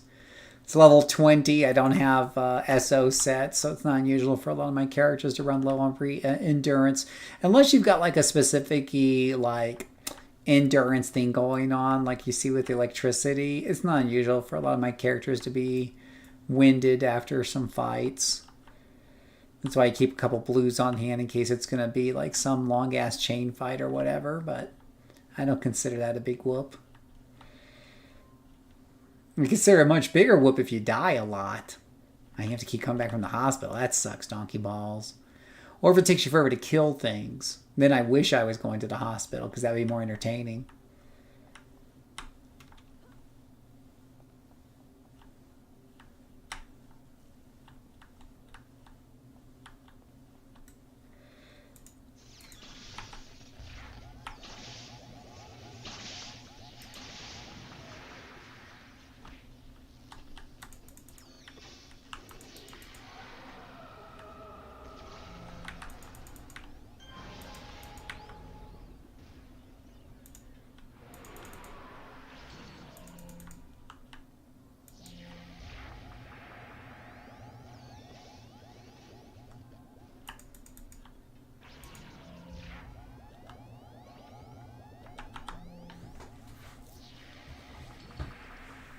Mission complete. Oh, I wasn't expecting it to be done that quick. You eventually get some endurance filler. It's also like whatchamacallit,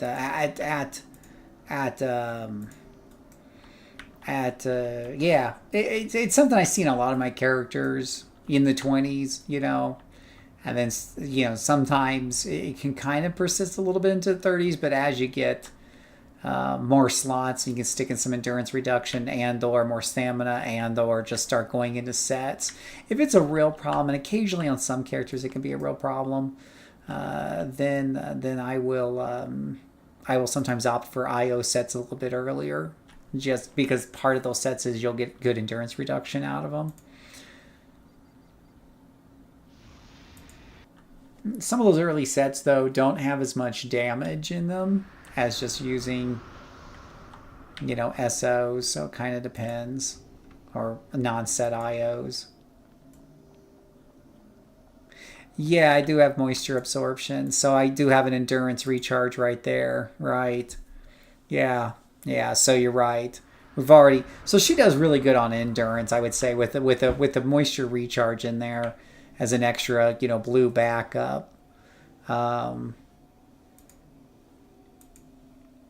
It's only on a 39-second cooldown, so gives you a little extra. I should be actually spamming that a little bit more often because it does give an extra 3% to defense, so that's not shabby. You know, she's only got 32 more points of defense, or 27 more points of defense she can get, so 2 to 3 more points is gonna cut into that a bit.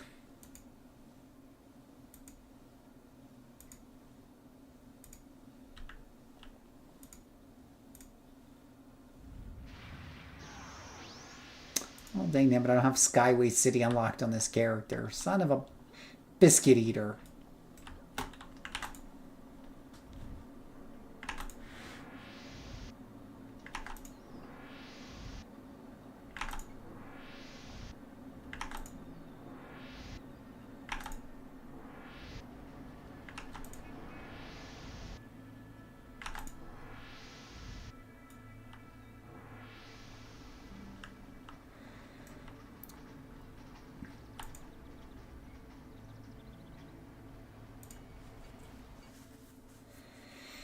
Son of a biscuit eater, oh yeah.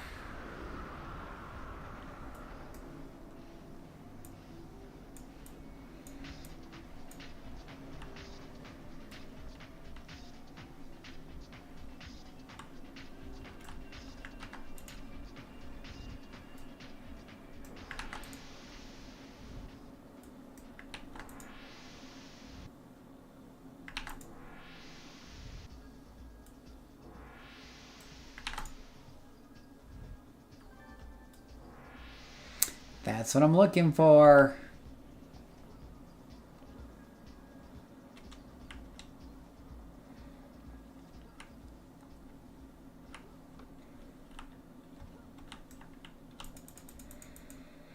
Defeat all. It's another defeat all.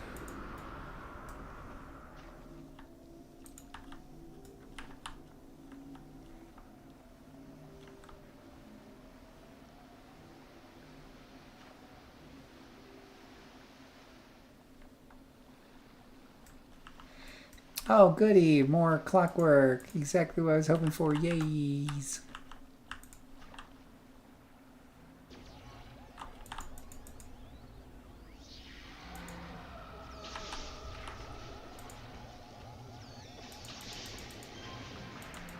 Can't even see where I'm at in that corner.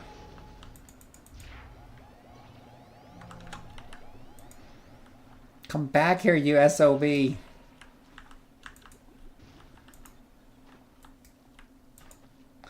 I forgot to level up while I was out there. Oh, well, now we got to watch a bunch of Vasilok in here, so yay us. Bunch of minions.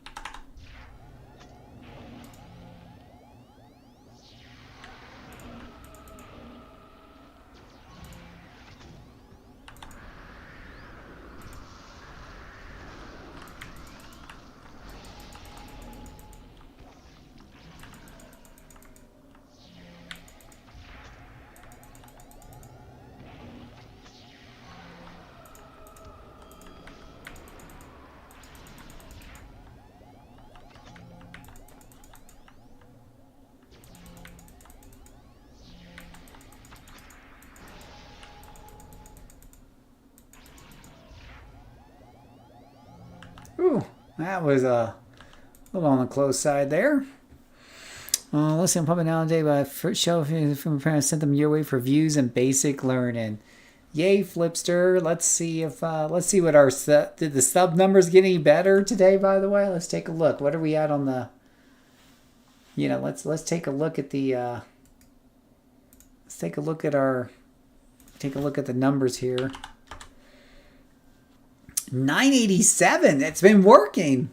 We were at like 980, I don't know, 980 earlier today, 982, something like that.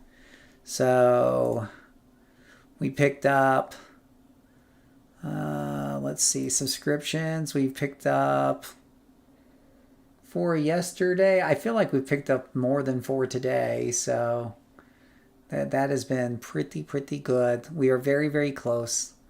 We're in sniffing distance.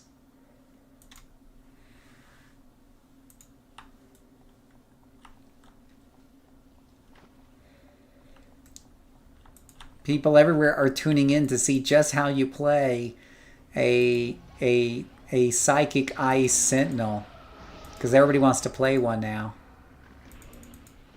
It's the new hotness, totally.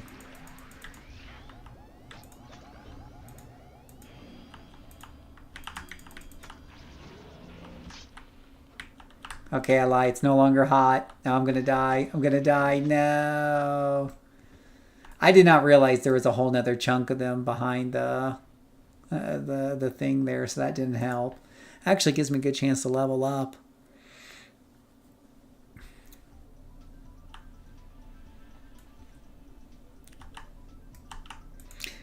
Let's see here. He only had like a 26% chance to hit me.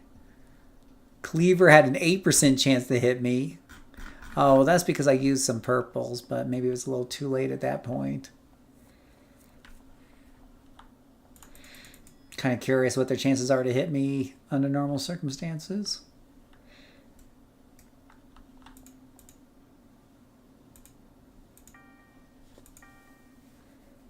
Of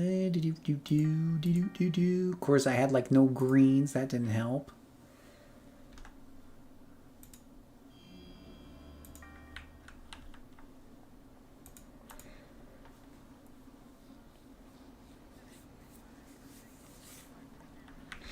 All right, where's the trainer at here? Let's do the trainer first. All the way over there, of course. All the way. Oh, just right over there. Well, that's easy. I can handle that.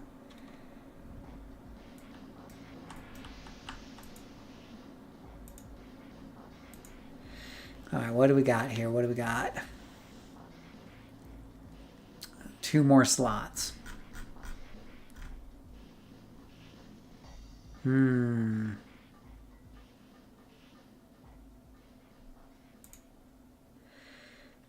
we're doing defensive buffs there already. Hoarfrost. Moisture. Oh, you're almost there. Yeah, doing the troller thing. Yeah, I love to hear it. And thank you for sending people here. The numbers are up, so it must be all you. I'm giving you the credit for that. Definitely.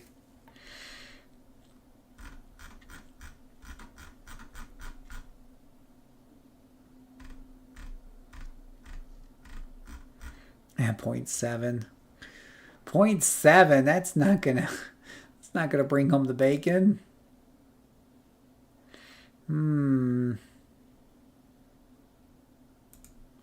Psychic Extreme is 33. Tornado is 28. Recharge time 20 seconds. Recharge time 12. 50-foot cone. Wasn't you? Well, whoever was sending him over here. I feel like somebody was sending a bunch of stuff over here. Holy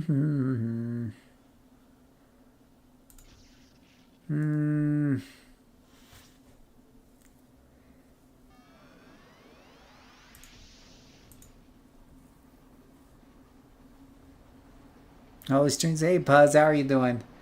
Yeah, we had a really good venting session earlier today.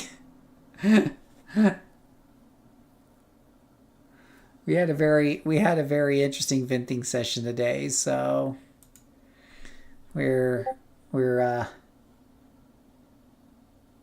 just kind of going phew after that. Definitely.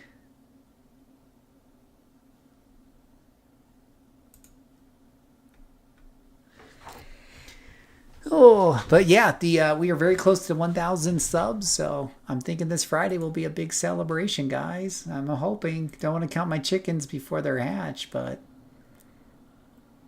we can dream, right? We can dream.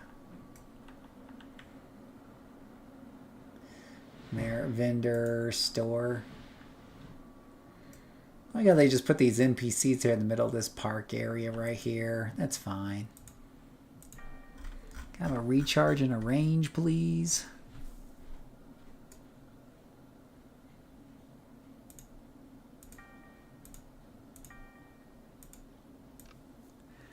Brings that down to 58 seconds.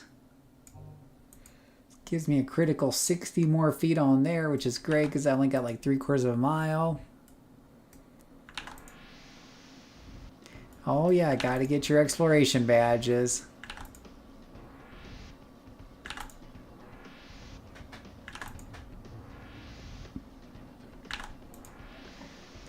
Have stamina, will travel. What's odd? 96.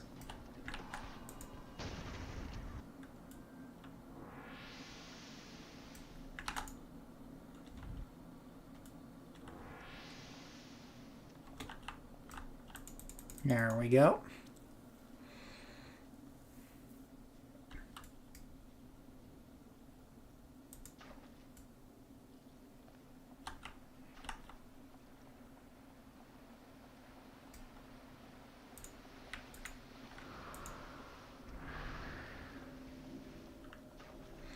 I think we should have like another exciting episode of Will Phil remember to turn back on his defenses today.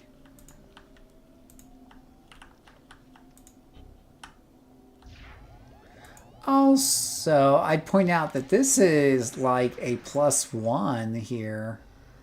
So this is what I'm talking about. Like, oh my gosh, this is what I'm talking about. Like story arcs going, yeah, let's just throw a whole bunch of stuff at you and see what happens. Oh goodness gracious.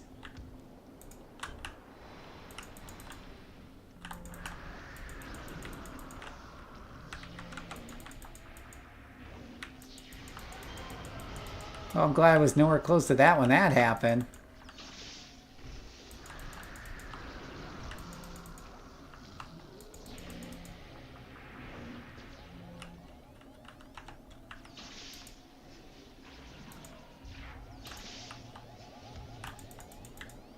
Gosh, can we throw in a few more things into the mix?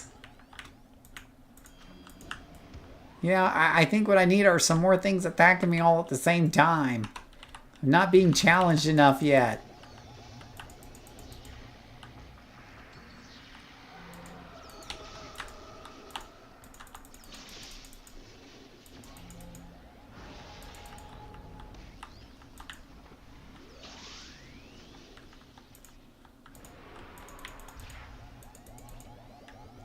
Die! Oh my goodness freaking gracious, that was rough. Holy cow.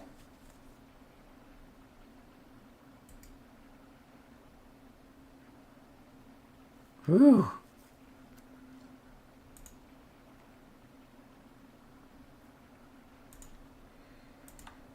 That was a little cray cray.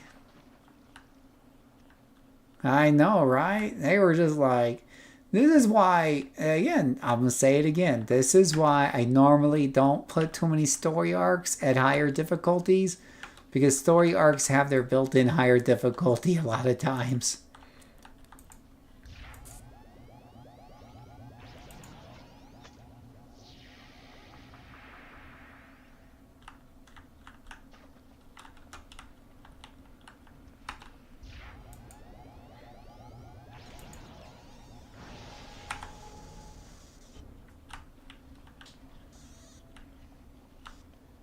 What's he on? He's on the back end of that pipe. Lovely. Somehow I blew him through the pipe. Of course it's going to cause these other guys to jump in. Why wouldn't it?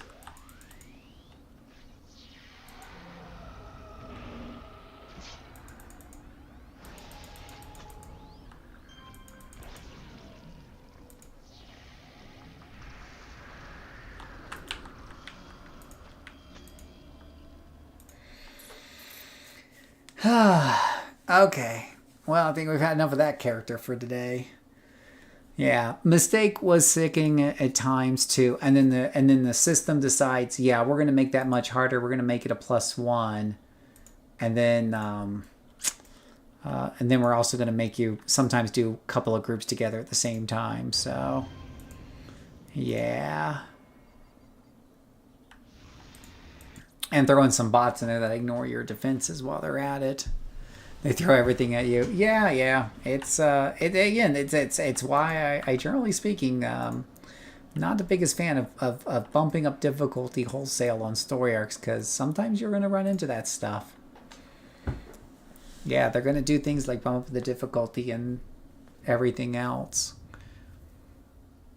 Let me see here. That server's too crowded. Let's go back to our nice, comfortable home, our new home on Torchbearer. Actually, let me move over another character from Excelsior while I'm thinking about it.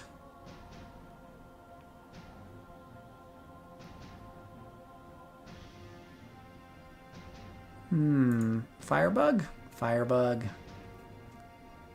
Oh, I can't do Firebug.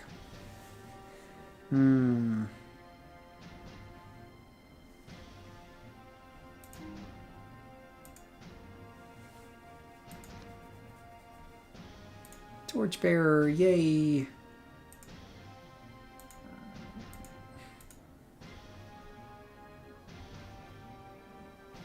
Okay.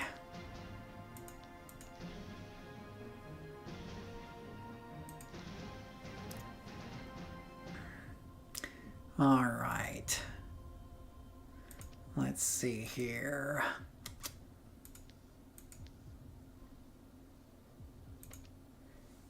Been working hard on my tanker.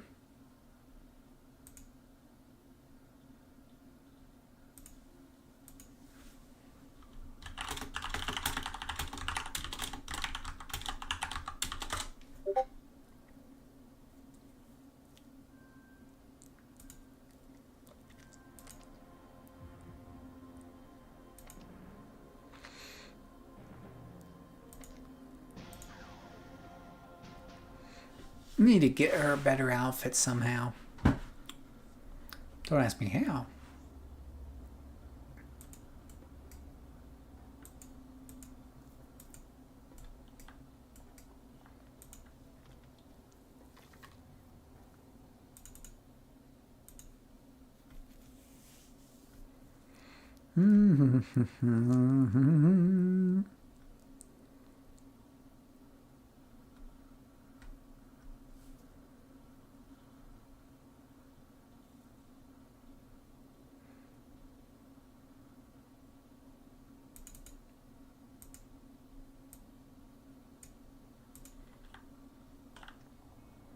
She doesn't have her lines on the pants.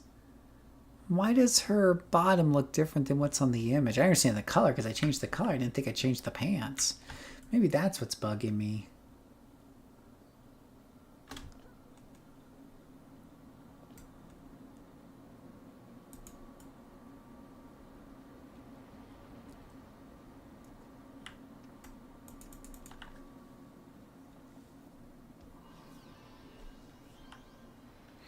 Be funny if that isn't the way the character originally looks.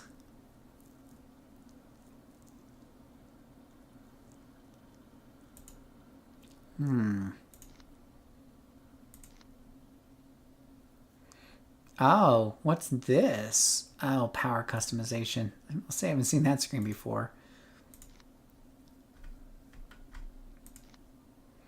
No, those were her original pants, I think. Huh. But it looks like the AI has got an idea there. Let's see. The upper body is what? Armor, chest, retro sci-fi, body, tight pants. Does it even have a retro sci-fi style? These are just the coloring styles. Tight pants, tucked in. Oh gosh. Pants, tight pants.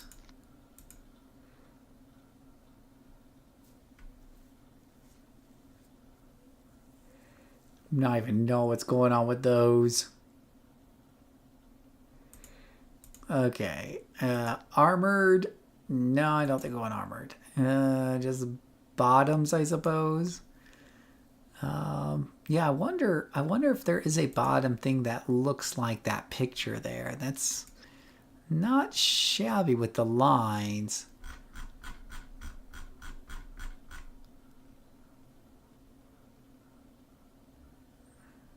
Sadly, I don't think I'm going to get that though.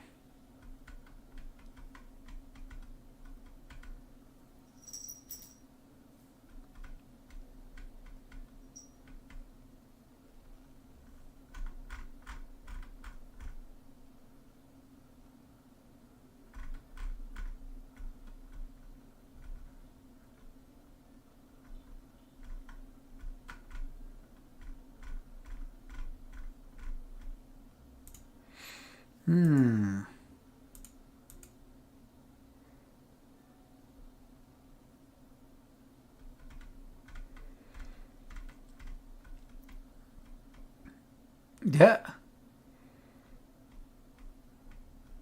The true in-game.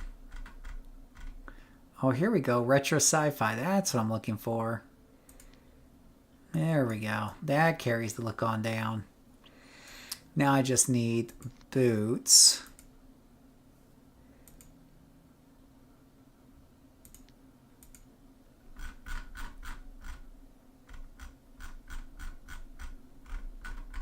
don't have any under shiny leather. What about tights?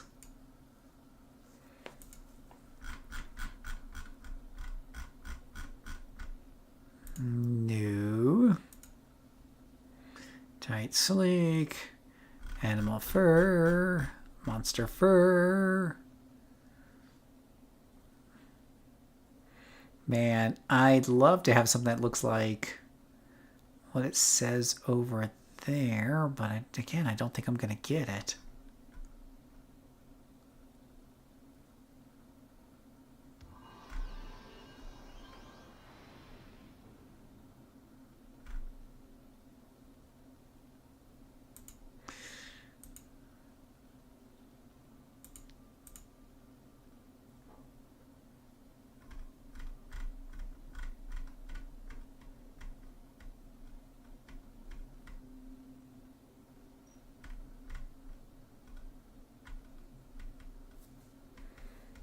So many different patterns, so little time.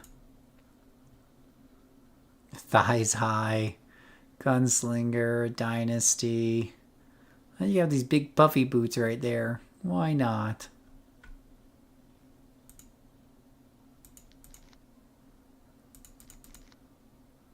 Oh. Gold bricker boots.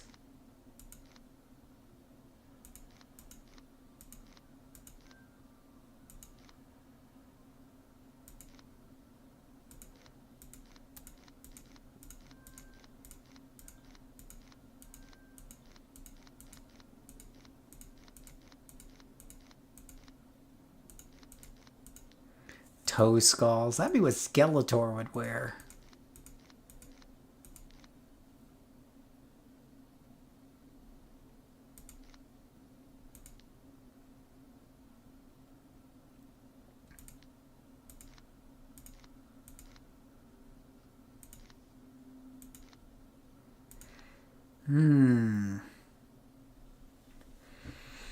Right, these are the tough selections you have to make in this game.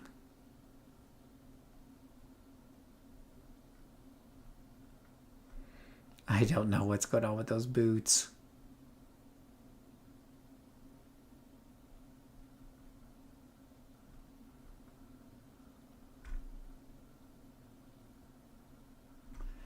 Yeah,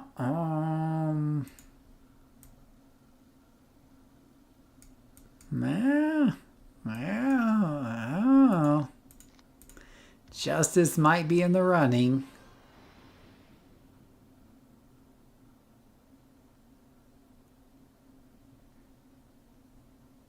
Those are just, they aren't okay. Those are really out there.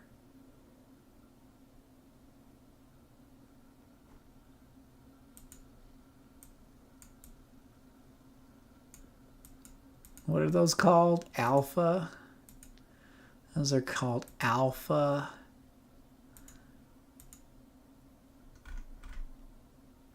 I think there's alpha gloves as well. Those are some interesting looking gloves. Upper bodied armored.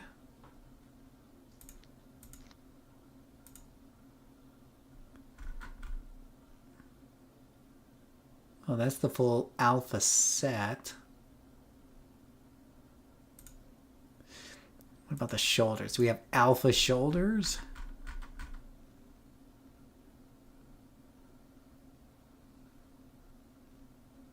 Got Ascension.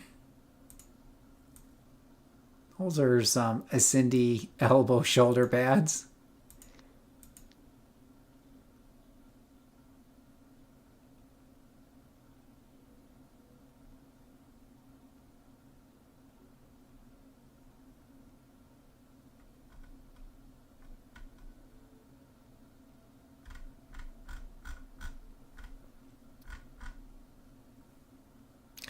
Honestly, the kitten on the shoulder is cute.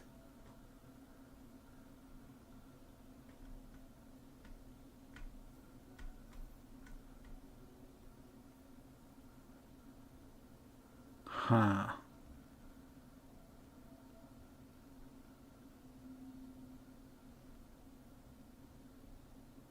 Yeah, I don't know if I don't know. I don't know if I like any of these shoulder pads here.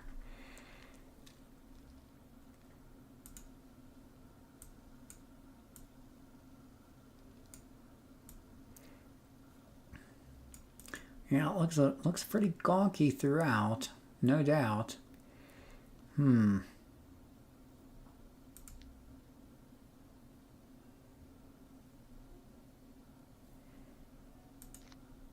What if I went for more of a black and purple look?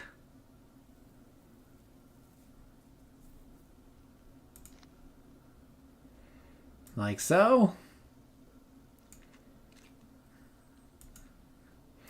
And we'll go with it for now.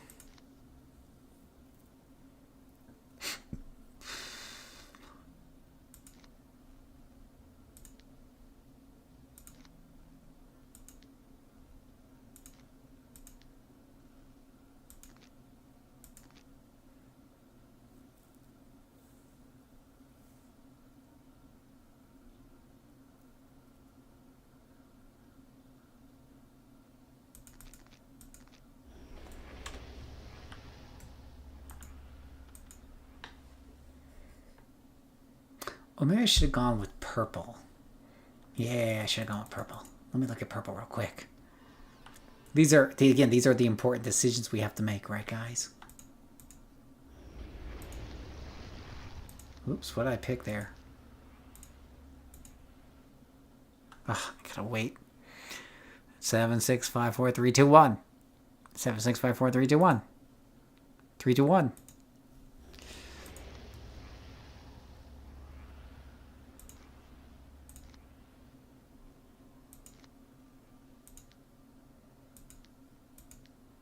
I'm always a fan of black and purple. It just works so well.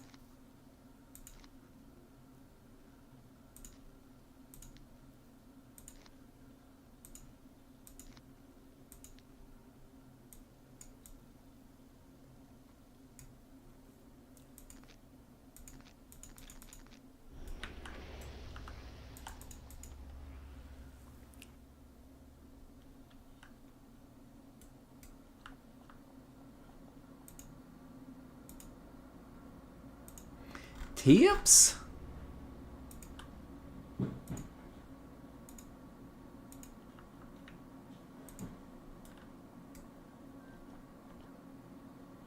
Tips.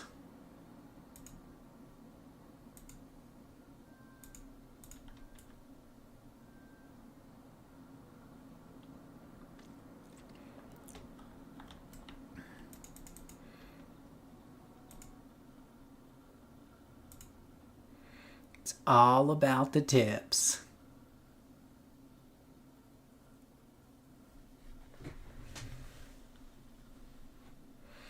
Oh my gosh, somebody just commented on the top 10 reasons to play City of Heroes in 2025. Wait till he sees 2026.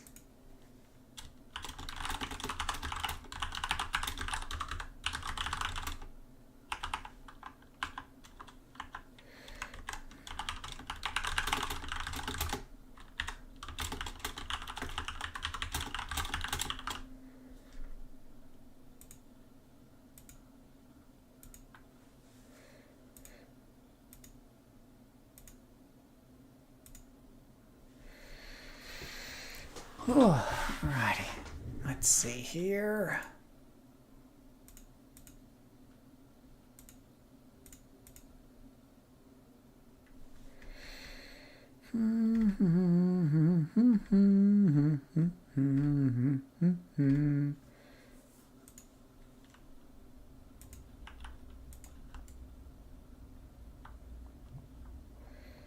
Well, this looks like a cute little mission.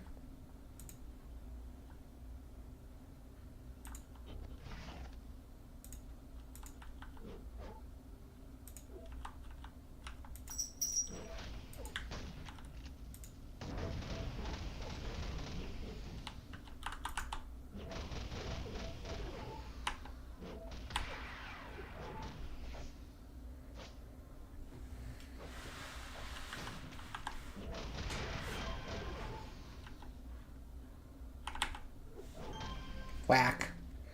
whack with the staff.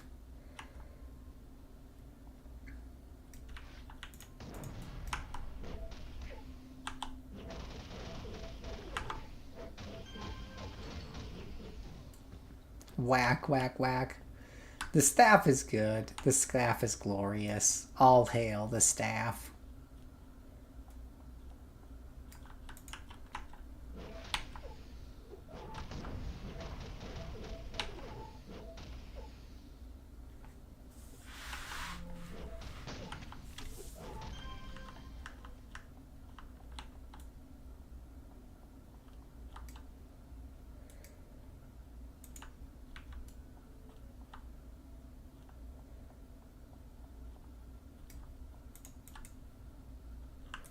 Ooh, you shall not pass.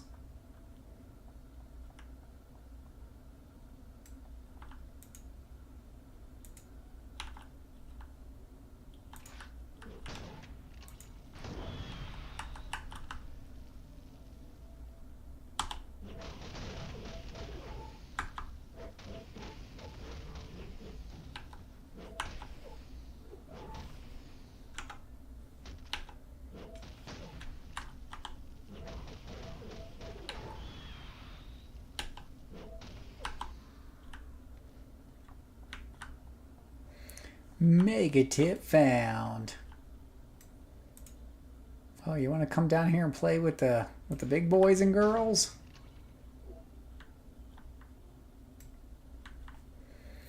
Well, come on, I done taunted you.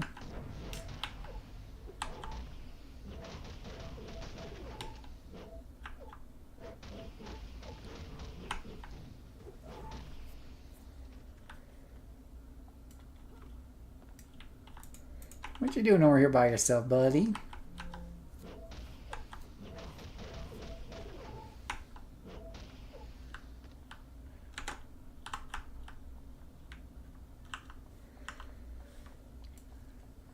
Anybody else enjoy playing the staff in the chat tonight?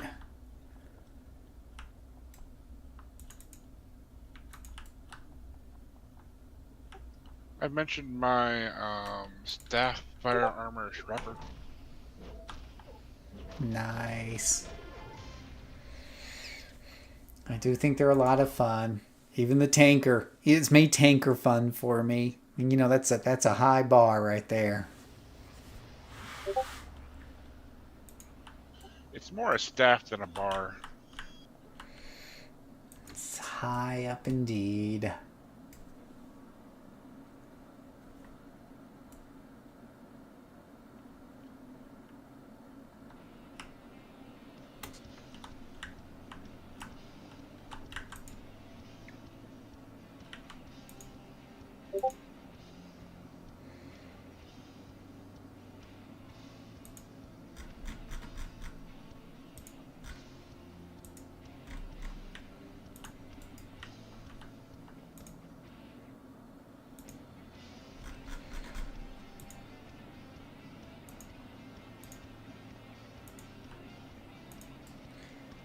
Alright, one more and then I guess I gotta go to bed.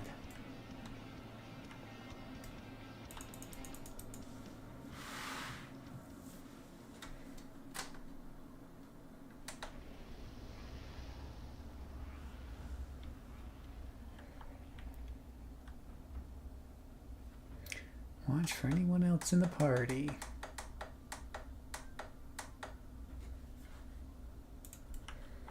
Doing the ice sonic controller, keep out siphoning the lieutenants. That you don't want to forget that. That's important.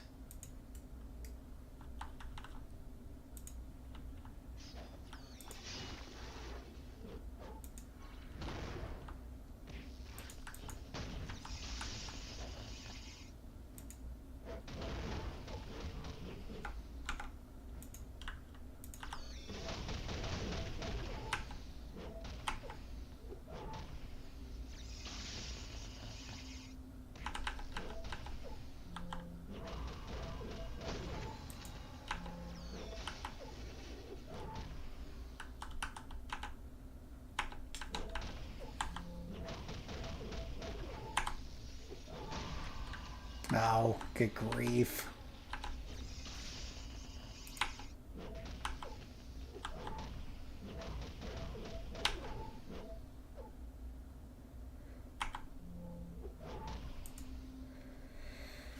They didn't even get into my hit points at all.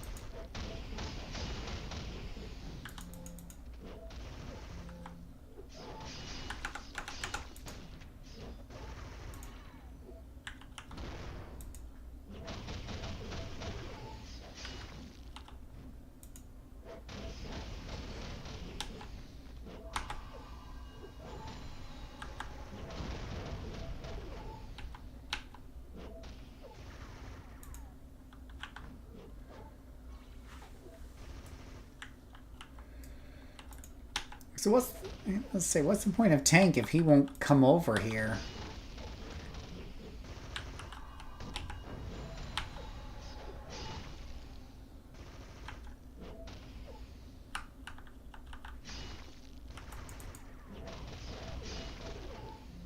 Finally. I couldn't get those two to come together to save my life.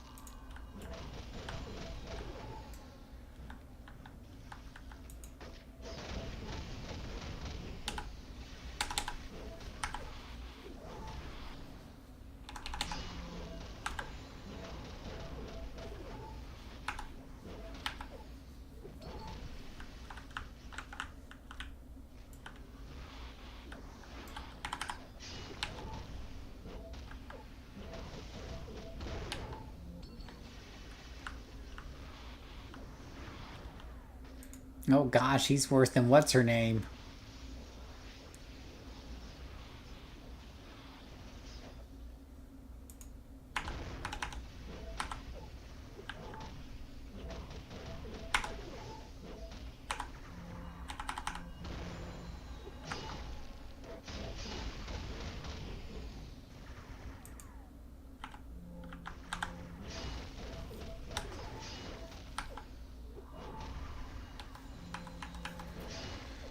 Yeah, it's not only a fun set visually, it's very effective. Like, it has some nice AoEs to it. It has that cone AoE actually feels like a cone and not like a short, straight line.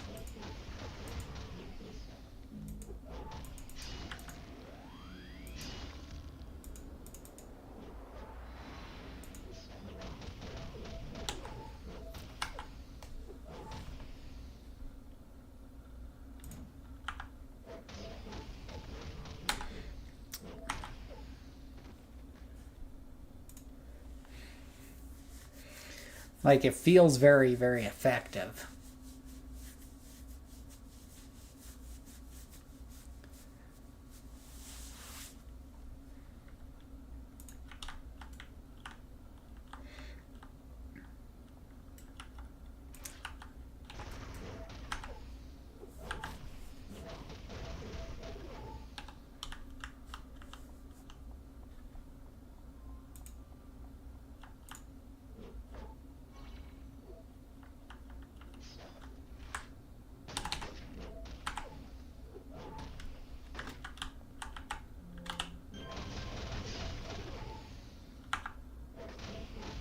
Like, look at, it's hitting all those guys, even back there. Look at how fast this tanker just went through a whole group of freak shows. That's a tanker. That's a tanker right there. I've had harder times getting through stuff like that on a brute or on a scrapper.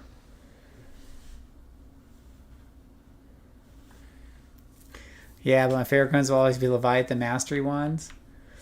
Oh, I'm not familiar with those, but I am familiar with a number of these melee things that claim to be cones and are really just if two guys are on top of each other right in front of you, they will count it, but otherwise we won't cones.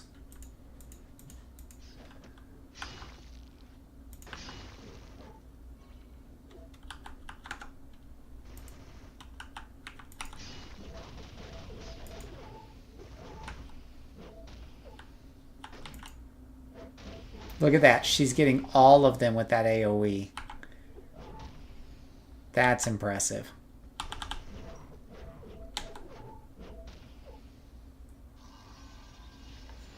Almost as impressive as that freak show getting back up again.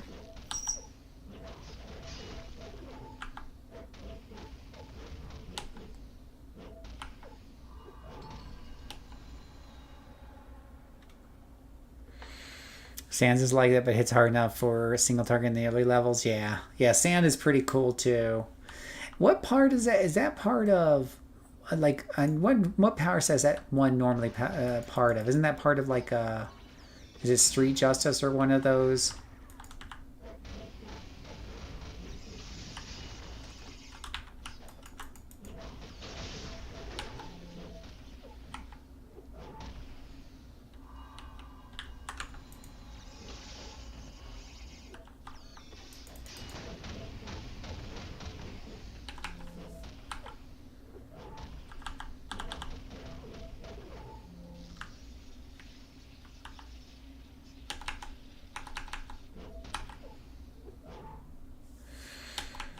Yeah, well, I know it's the pay to win, but isn't there something very similar in Street Justice or martial arts that makes you go, basically has the same animation and effect and everything?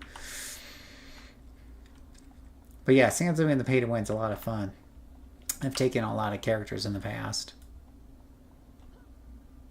Shadow Maw. Okay, Shadow Maw, yeah. Yeah, that sounds like something I need to do one day. I've never actually taken that on a character before.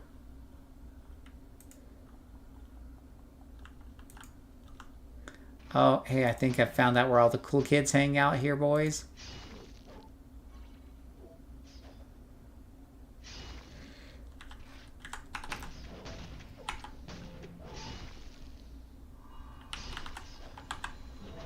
Look at how much she gets with that. Like, that's a true AoE right there. That's what I'm talking about when it comes to, like, feeling more solid as a melee character.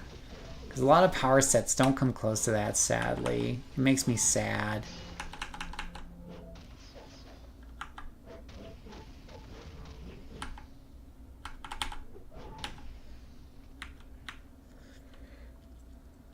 I had level 1 high enough. Yeah, I've got a Street Justice. I don't know if it's Scrapper or Stalker somewhere. Stalker, I mean. Gotta make sure I pronounce that correctly. Very important.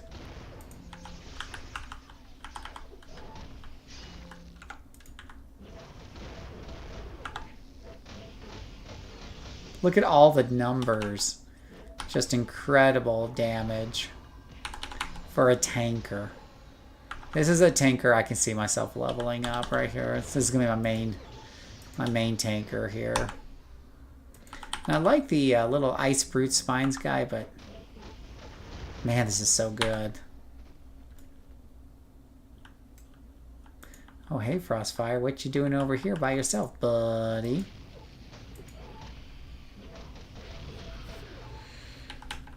I know, there's too many other shiny sets. That's fair. That's fair, Karis. You're not wrong on that. Too many power sets, not enough time, right?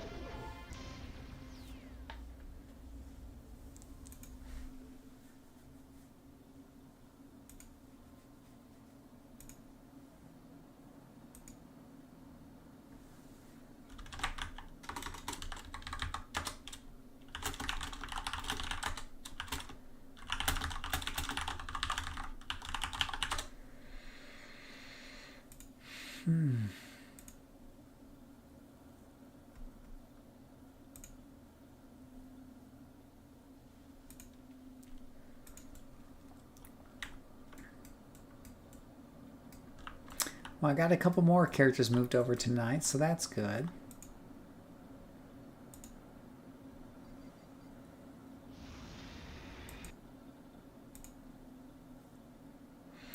That's good. That's good. That's good.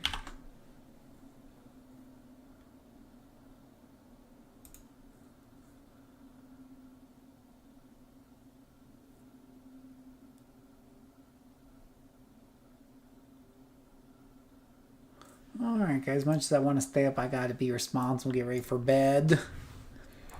Thank you guys so much for hanging out with me tonight. With my controller, I'm stuck as to what I roll next. Oh my gosh, Flipster, you'll have to do. I don't know. I don't know. You have a, yeah. I don't know. You got to pick something though. Maybe spin the wheel. You got to spin the wheel. Yeah, Karis and Puznut and anybody else who's still watching, thank you so much for hanging out with me tonight. I appreciate it as always. Cloudstone, of course, for his great suggestions. Radioactive, always appreciate you, bud. Jerome, hope you're still around. And Frieden, of course. KSE, classic, as always. You know what you guys could play? Your next character is a stalker. That's what you guys should do. You guys should make a stalker. Right? So, yeah, I'm tied up tomorrow night, guys. Definitely not streaming tomorrow night, but thank you guys so much for watching. Big Friday. Don't forget Friday. We have a big, hopefully, cross your fingers, we get to 1,000. We're going to have a big celebration. It's going to be close, though. It's going to be close because we're only getting like 4 subscribers a day. So it's going to be like this close, I think, depending on stuff. I'm pumping out lots of videos to try to drive people in. Yeah, Randy the Stalker. There you go. Now you're getting it. Yeah. Yeah, you gotta make a stalker.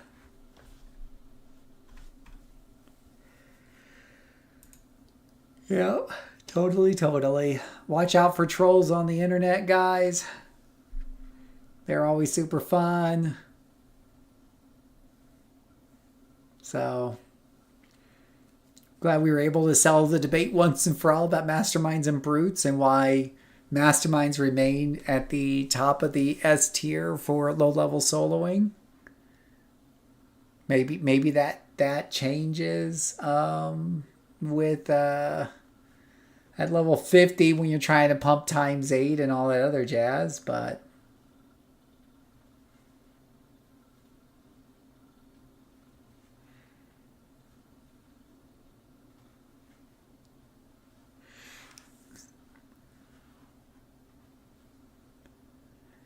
I definitely appreciate it. Thank you guys so much for watching. You all have a great evening. Thank you, and may God bless you.